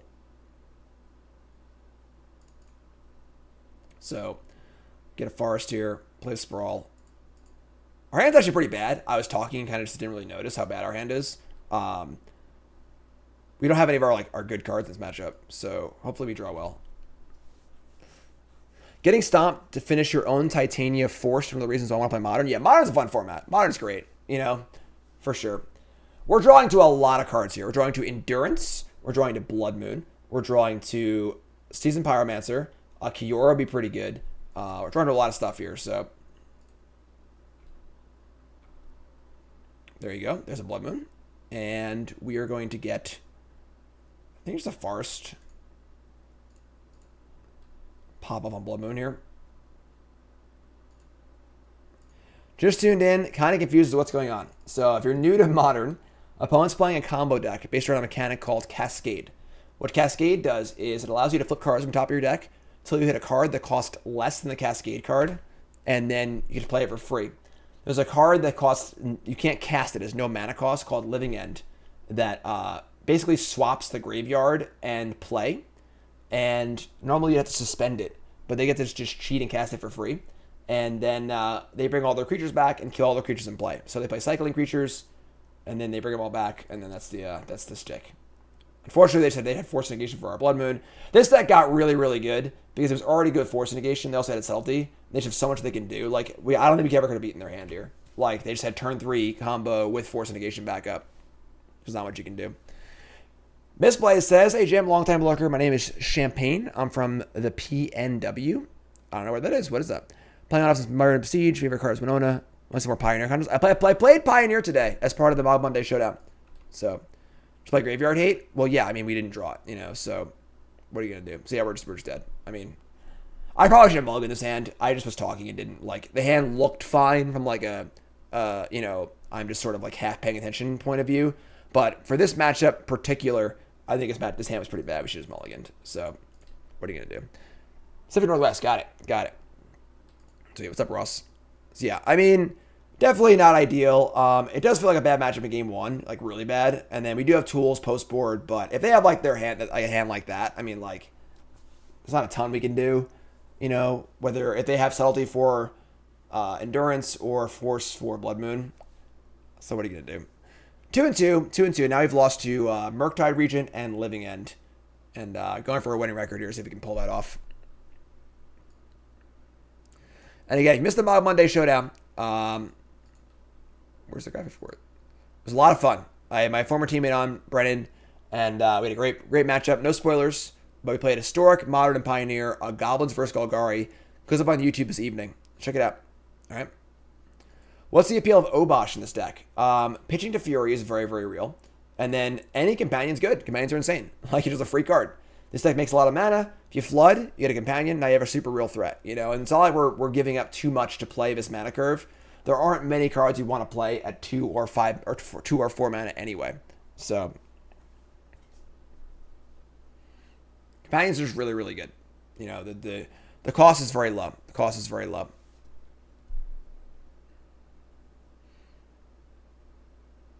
Yes, I played Ignoble Hierarch in Modern Goblins. Yes, card's very, very good. Very, very good in Goblins. Like the shirt? Want to get your own? Call us apparel.shop. Promo code Jim10, 10% off your order. Call us apparel.shop. Great gift for your Magic playing friends. Great gift for yourself. Tons of great designs. Even if you're not going to buy a shirt, you should still hop on there and check out the fun designs. Good, it's just good for a chuckle, you know? Call us apparel.shop. Promo code Jim10, 10% off your order. Call us apparel.shop. These queue times have been murder lately. Just murder. Like, why does it take 2 minutes to play a match when the league has 2,000 players in it? It just doesn't make sense. I don't understand. They changed something. Someone was like, people were like win trading or something like that, and they like, I don't know. Not happy with it though. Not happy at all.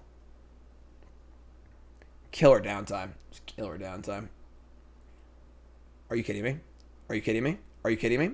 Are you kidding me? Are you kidding me? Don't do it. Don't do it. Don't do it. No. Somebody's playing a prank on me.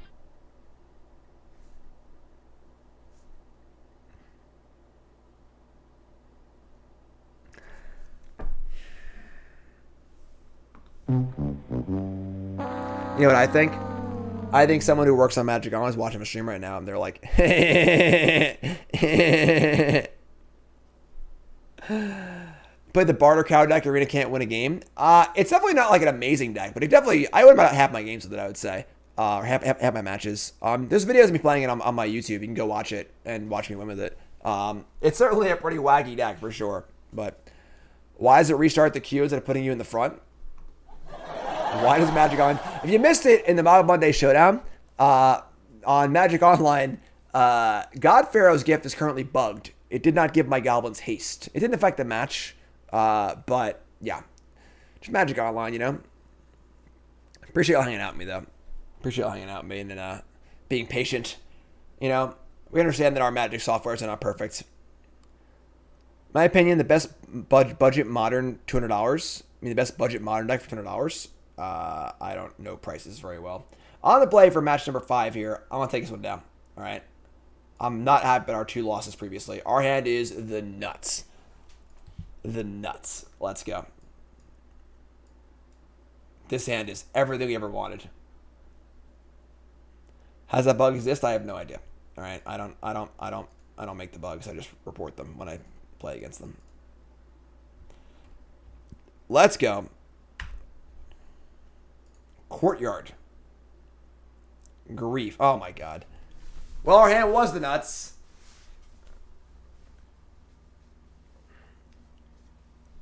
Grief Ephemerate's gotta be the most tilting thing in the format. It's just like not actually that good, but alright, yeah, we get it. It's hilarious.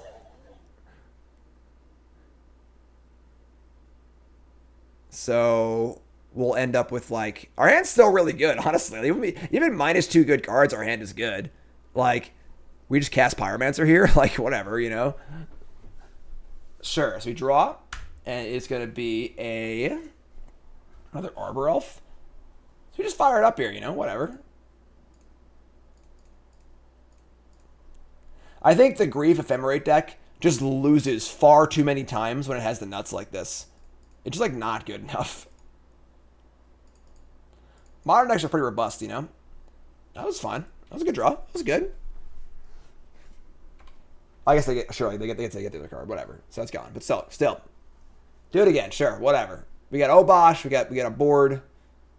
We're making it happen. We're making it happen. Plains. Alright, so they have like the actual like best possible hand. They had Grief, Ephemerate, and a threat. Draw Kiora. That's not great. Alright.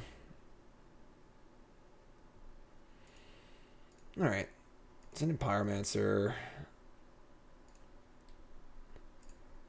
Just play Kiora. We can, like, double block the Grief. Caldera can take 5 off Kiora, which isn't that bad.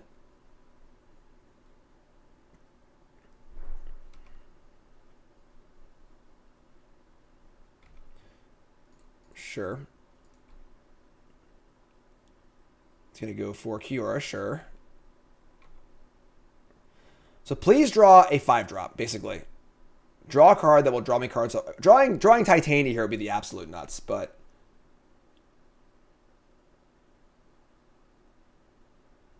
They have another Ephemerate? Oh, we drew Ignoble Hierarch. Alright, I guess. So... Just put Obosh in hand. Poor Kiora.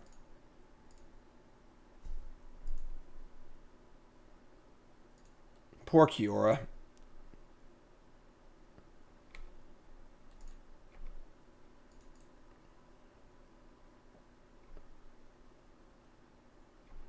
And stick go.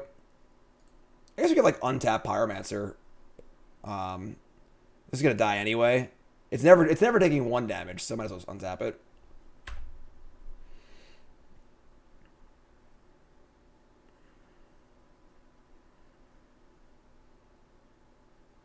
You have 3 cards in hand.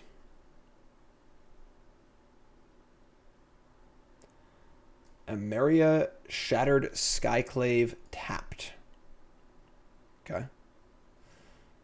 Kiora is dead. You have succeeded in killing Kiora. I hope you feel good about yourself. You're very mean. Kill the most fun card of the table, not close. Sprawl. Alright, I mean, sure, I guess.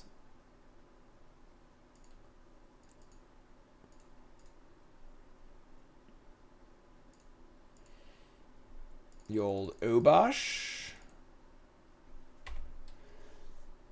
I have 2 cards in hand. They have a way to kill my something or other. So getting in for 6.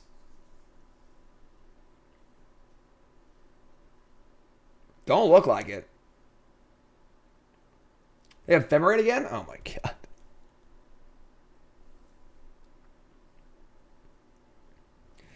That was pretty good. It's pretty good.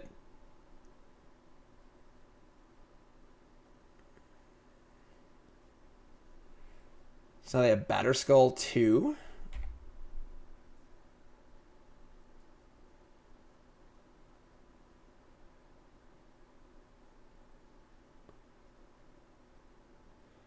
They have a 3rd equipment too. They have a Maul of the Skyclaves. That's pretty good. I think we're dead. I think we're dead this game, folks. I think we're dead. But the Maul, they put the Maul on the Phyrexian Germ. We just can't beat it next turn. So let's draw. The thing is, like, even if we draw Glorybringer or something like that, they can just move the Batterskull over. So they have another Ephemerate. All right, whatever. All right, that's true. They could have put them all into play. You're right. They activated it, but whatever. So the good news is they won't draw that well every game, and when they don't draw that well, their cards are all terrible. So we're gonna bring in.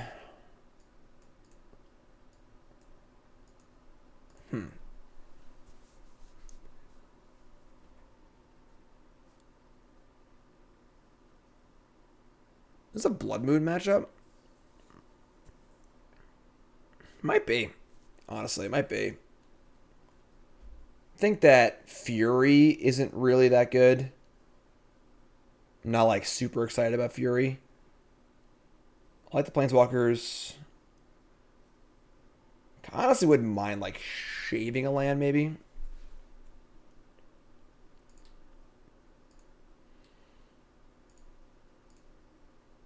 Yeah. We're going to moon them. Just show them our entire ass. Oh my god, Becky. And then I don't want Veil of Summer, I don't think. It's only really good against exactly Grief, so let's try this. Let's try this. So, on the play. Obosh. Yeah, I mean, the hand's, like, good. We need to draw a land. Actually, we can't keep a hand. Never mind. So close. Such a close hand, but same idea. Same idea where, like, we just can't keep we should draw a land next turn, so. I think Lightning beat the Canadians last night. Yeah, they're totally sweeping them. After game 1, I was sure they were sweeping them. Lightning's just too good. All right. We're going to keep. It's not very good, but we're going to ship. I don't even know. This is a really hard hand to mulligan into because we really kind of want all of these cards. I should Titania, I guess.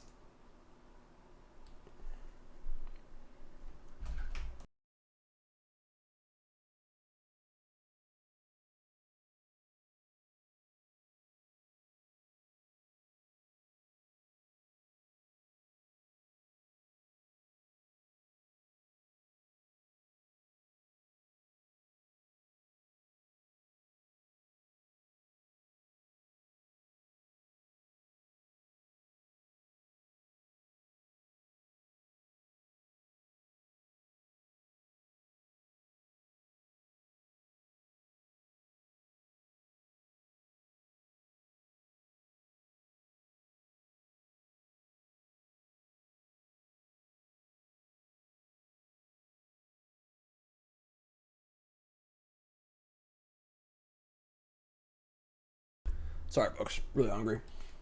And didn't have enough lunch yet. So, this game's going much better for us. We're about to Blood Moon them. They didn't have the nuts. Now they're just playing a Moby mid-range deck. Should Blood Moon them. Probably ain't playing any more spells. Just super great. And you're up, my friend. You are up.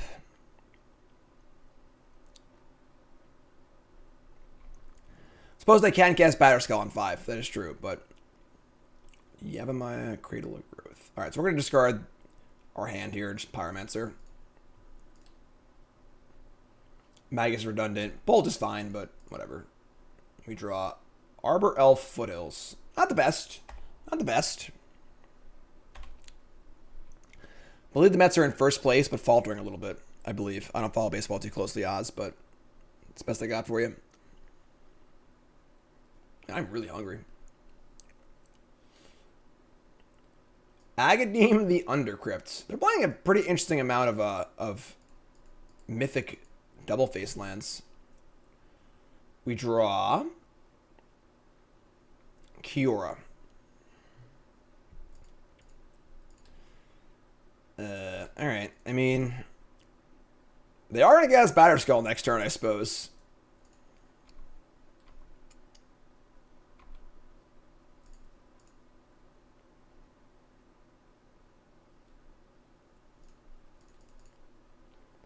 All right, you're up.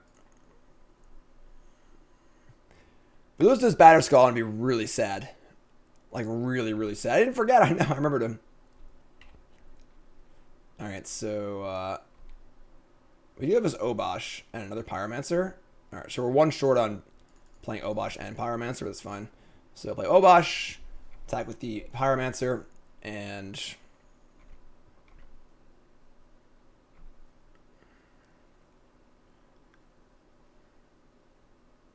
they're gonna block, sure. I mean, so they gain 4. Now I've killed the Germ.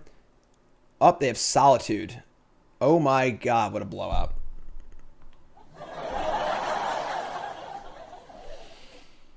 Okay, sure. It's fine. We can keep playing. We're good. We're good. Don't think we ever can play around that there in a million years.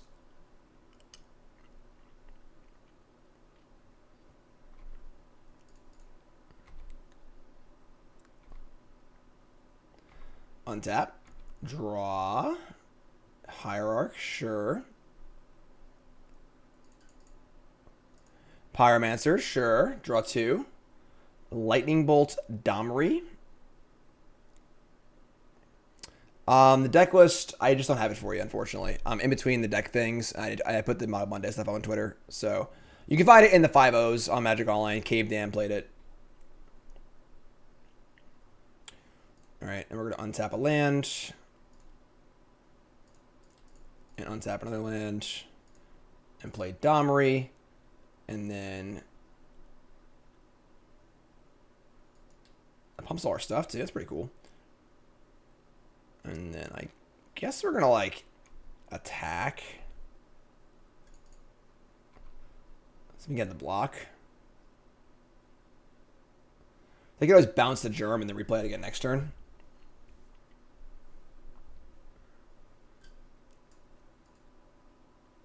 Full spoiler tomorrow. Full set review from me on Wednesday.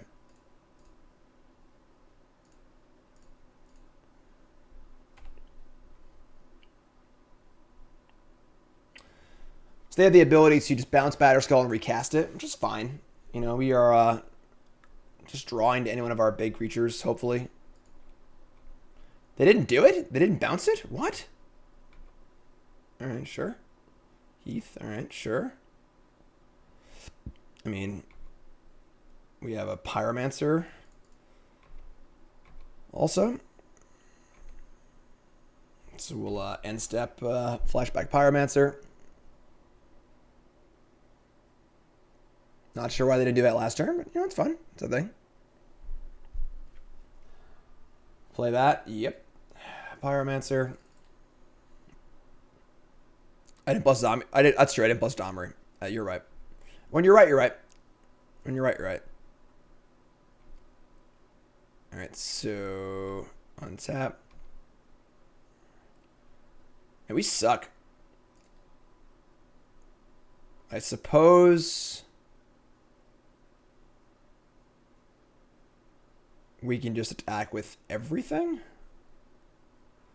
and then fight like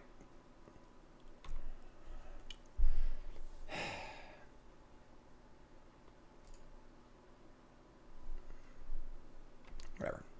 Attack a Pyromancer. We'll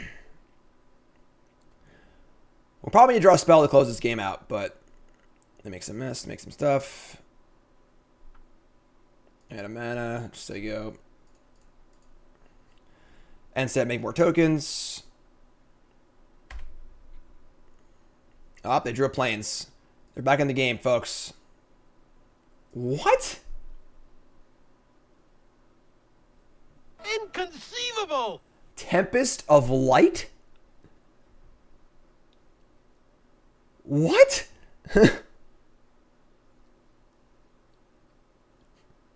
What is going on? All right. We draw a spell, please. Nope. Another land. I didn't make my end step. I screwed up. I just got so shocked. I understand that this is good against Enchantress, but like, I guess, you know, whatever, I suppose. All right, so we didn't draw a land again. I mean, draw a spell again. What is going on? Let's kill Urza Saga, I suppose. That is true. I obviously screwed up. I didn't make my tokens. I just like blanked because I just said I was just absolutely flabbergasted with Tempest of Light. And they're gonna evoke a Solitude. So they have Ephemerate too. So kind of a tilt.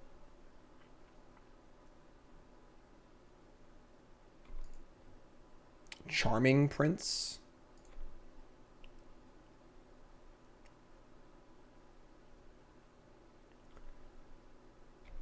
Yeah.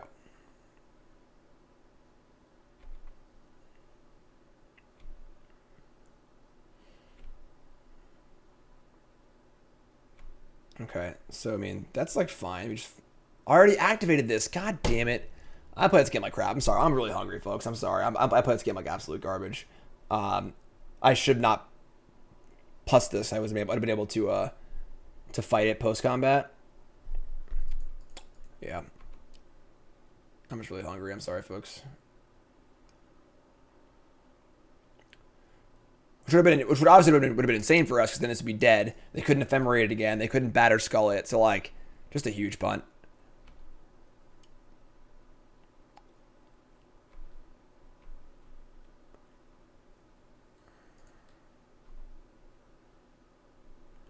It would be nice to draw a spell. I'm not gonna lie. Drawing a spell would be a pretty cool thing to do at this current juncture in the game.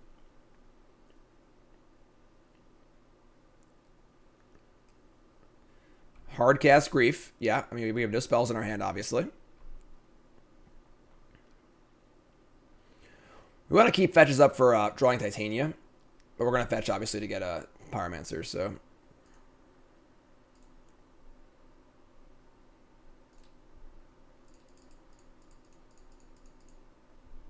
There's an Urborg in play, too. Yavimaya and Urborg. Pyromancer.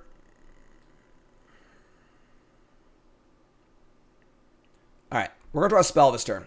I'm telling you, right here, right now.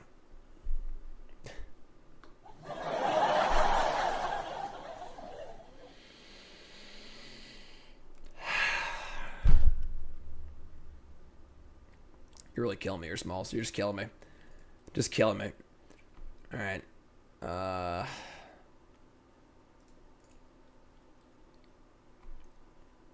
It is a spell. Monkey Claw Furls or whatever.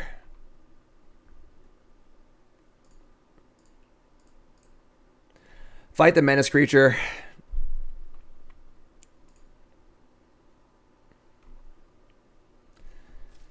Oh man, so now they're gonna have a 7/6 lifelinker. That's going to be a little hard to beat, I'm not gonna lie.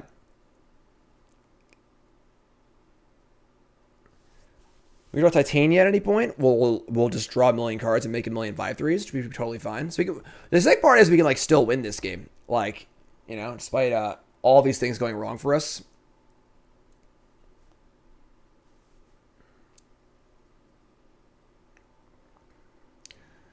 Which Planeswalker will they kill is the big question. They kill Domri or Kiora? They're gonna kill Domri. All right, here we go. Titania. Off the top.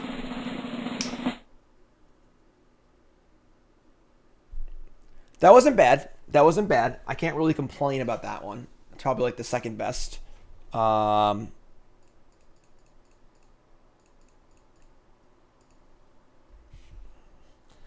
Titania. Send it back. Draw off Kiora. It's another land. And now, like...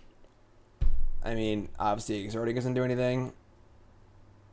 Just attack, I guess.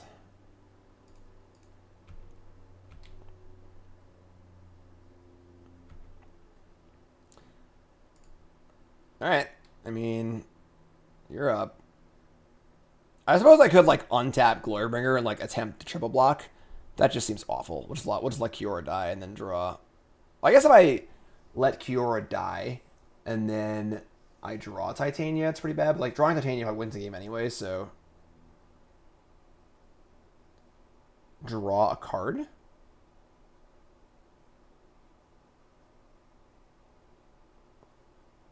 Should play the second Kiora? What are you talking about? Kiora's legendary. What are you talking about, chat? What are you talking about? Untap Glorybringer and go for the block. They have 3 cards in hand. They have a pretty decent amount of cards in hand, honestly. Yeah, I mean, let's just say go. Also, if we draw Stomp or Lightning Bolt or another Glorybringer, then we can like use the Glorybringer to kill the Solitude. So sure, have a lot of lands in play.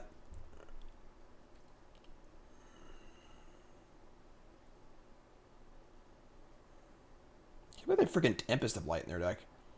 Skyclave? But they were trying to kill it anyway. Alright. And Dam. Alright, sure. Still like to draw Titania. Seasoned Pyromancer. That could be worse, I guess. Alright, so we're gonna Kiora, Pyromancer, fetch to thin. No. Thinning is extremely thin. And we also have Titania in our deck. So every fetch land's a 5/3. Much higher value there when trying to thin your deck.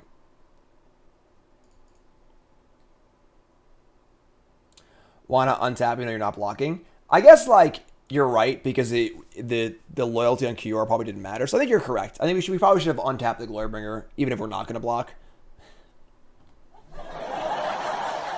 Somebody's playing a prank on me. Okay, sure. That's fine. It's okay. Just a full playset of Wooded Foothills in play. It's not a big deal. We're drawing Titania eventually. I swear. I really swear.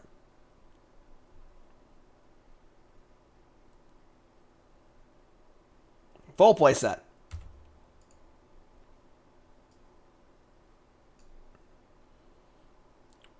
Both attacking me?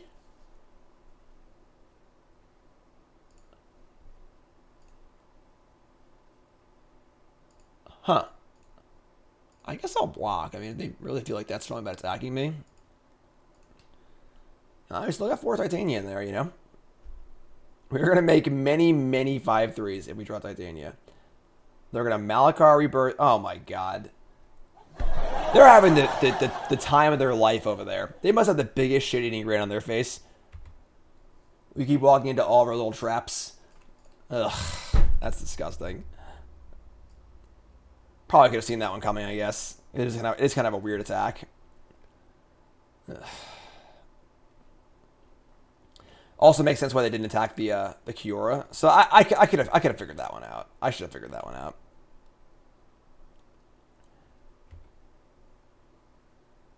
All right, so can we draw a card now?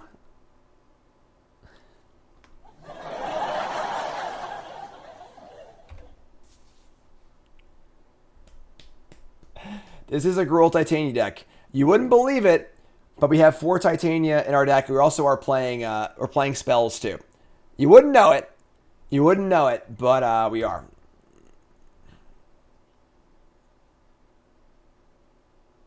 I guess I just like try and kill the Solitude. It doesn't actually matter. It's just a lifelinker here or a lifelinker there. This is unbelievable. I don't think we're having enough fetchable lands in our deck, honestly.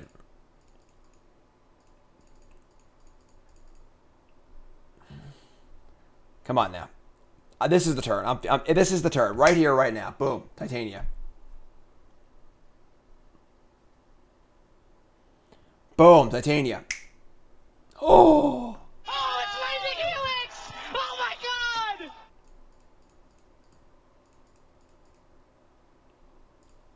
Whoop. There it is. We did it. I'm ready to go to the casino. Let's go.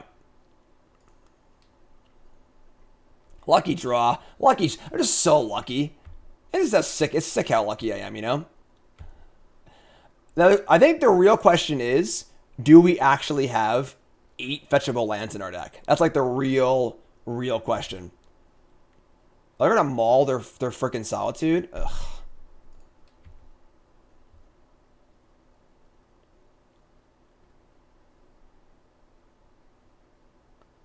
Caldera complete. Really? I feel like the Maul. I think I feel like Maul and the Solitude is so much better.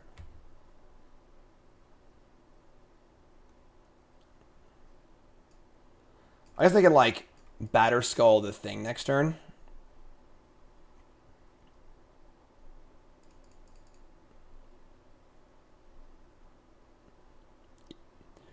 We have one mountain too. So we actually don't have enough things to get. That is so ridiculous. We've actually drawn more fetch lands and fetchable lands in our entire deck, which is preposterous. That's just like not even real. And if I hadn't punted and thrown away my Kiora, I might actually won this game too. I could have figured out the Malakar Rebirth. I should be smart enough to figure that out. It's like pretty transparent when you think about it.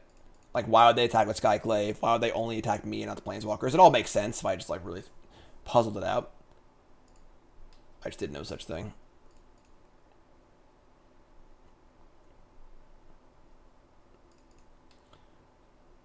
Did I bring in Shattering Spree? I don't think I did.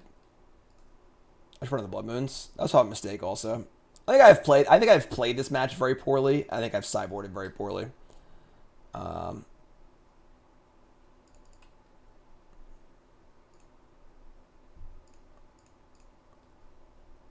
This is like the Zuran Orb combo, but without the actual combo. Yeah, there are now 1, 2, 3, 4. There are 4 lands and 4 sprawls remaining in our deck. Everything else is gas, except for like I guess Arbor Elf. But all right, we're out. That's all we got. Untap. They're also at 37.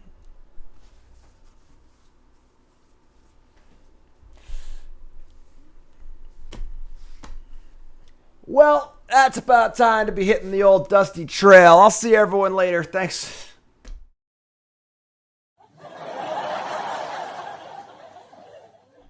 Deck thinning, everyone.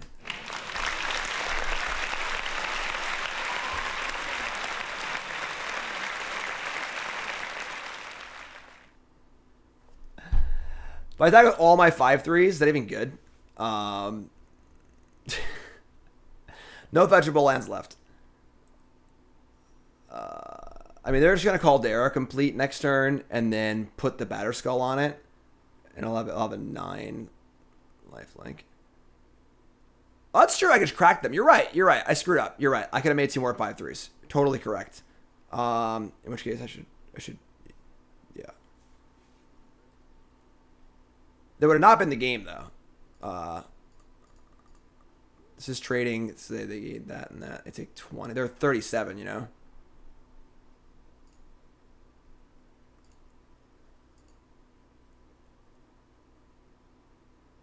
Yeah, I just forgot. I'm sorry, folks.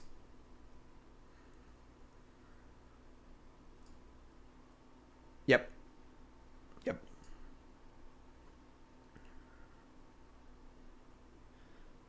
So we're getting in for 28 right now, but they're also gaining 7.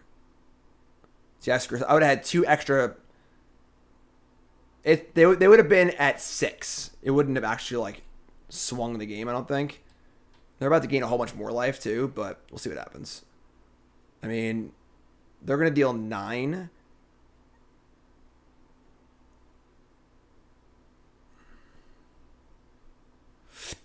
Excuse me. No, they're not going to do it.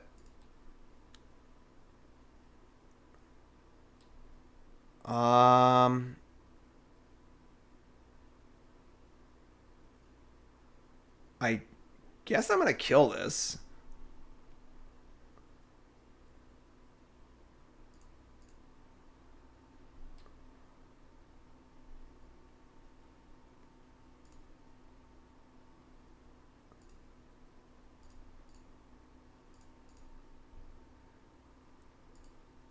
His double lifelink? That's not how it works, unfortunately.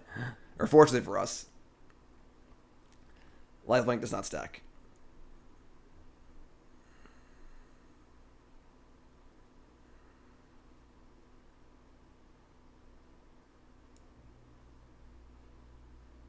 No flying, yep. Just a big yellow ball of light. 1 white. They're going to hard cast another Solitude. Oh my god.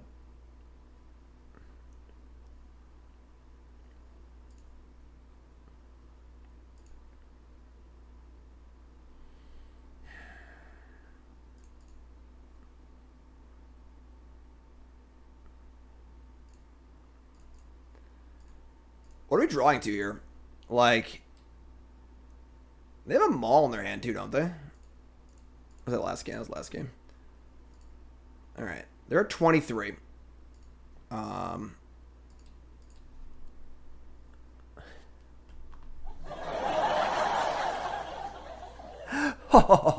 Impossible.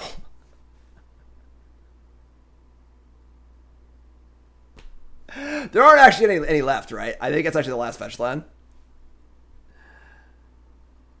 All right.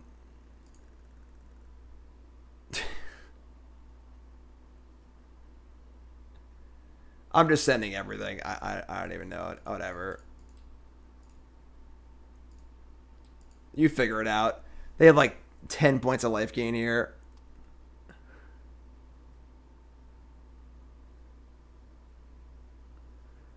Taking 28.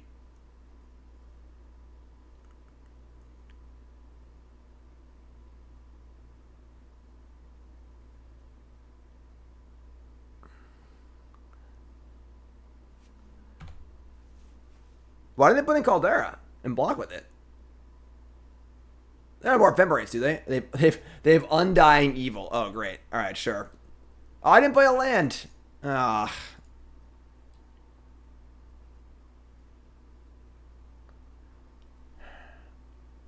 Well, I missed a trigger off Titania also. God damn it.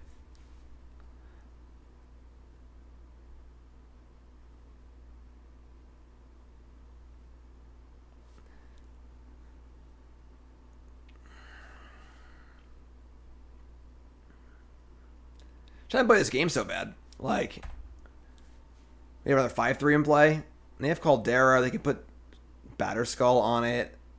They're not going to. What? They have a Wrath or something? What is going on?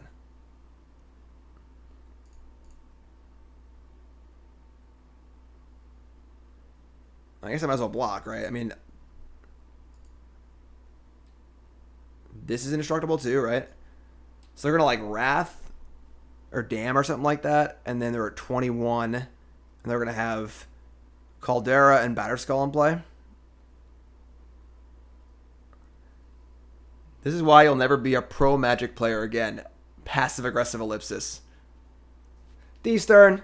Get off my plane. I am a pro Magic player. This is my job. I make more money than almost every professional Magic player out there. All right? Life's good. Life's good. I'm happy. Let's draw a fetch land and call it a day. Oh, no, it's a blood. It's a blood moon. All right. I played very badly this game. I mean, we should have won this game. Like, we just like let ourselves get got on every little street by like the little like Undying Evils and like Flickerous, Ephemerides, stuff like that. And like if we missed like a few of the 5-3s, like if we had just like played this game tightly, we would have won. But what are you gonna do? What are you gonna do? They got us. They got us. So we went 2-3. Kiora feels like it always does. It feels like it's just like so cool when it works, and then when it doesn't work, it just sort of like sits there and doesn't do anything. I don't know if there's enough 5-power thing or 4-power things in the deck to like really work. Like the combo Titania is really cool. I'm not sure about these Furies either. Fury was like doesn't have 5-power. Like I'm not sure. Maybe you can work the deck to Kiora. Kiora was good as a mana producer also. So Tense says I drew 7 straight lands. The thing is that actually doesn't matter because you can't complain about luck in any way at all if you could have played the game better and won. So like there's no grounds for me to complain at all. Like we could have won that game despite drawing 7 lands in a row, so like that doesn't matter at all. And most games you did something wrong, so you really shouldn't be complaining about any of your games, So it is what it is. So that's the deck. Definitely a cool deck. I mean, Cavedan has 5-0 this like multiple times. The core does seem rather cool. Titania is a very powerful card. And then Titania plus Kiora is super sweet. And then, of course, Kiora plus Sprawl is also pretty cool, too. So a lot of cool things happening. I definitely think you can't play Kiora main if you're playing Blood Moon main, which is a little awkward. Just might be like a Blood Moon format right now anyway. But that was cool. That was cool. I enjoyed it. So, YouTube folks, I love you. Like, comment, subscribe, and I'll see you folks next time on YouTube. Thank you. Don't forget, set review on Wednesday and 10 new brews on Thursday. Love y'all.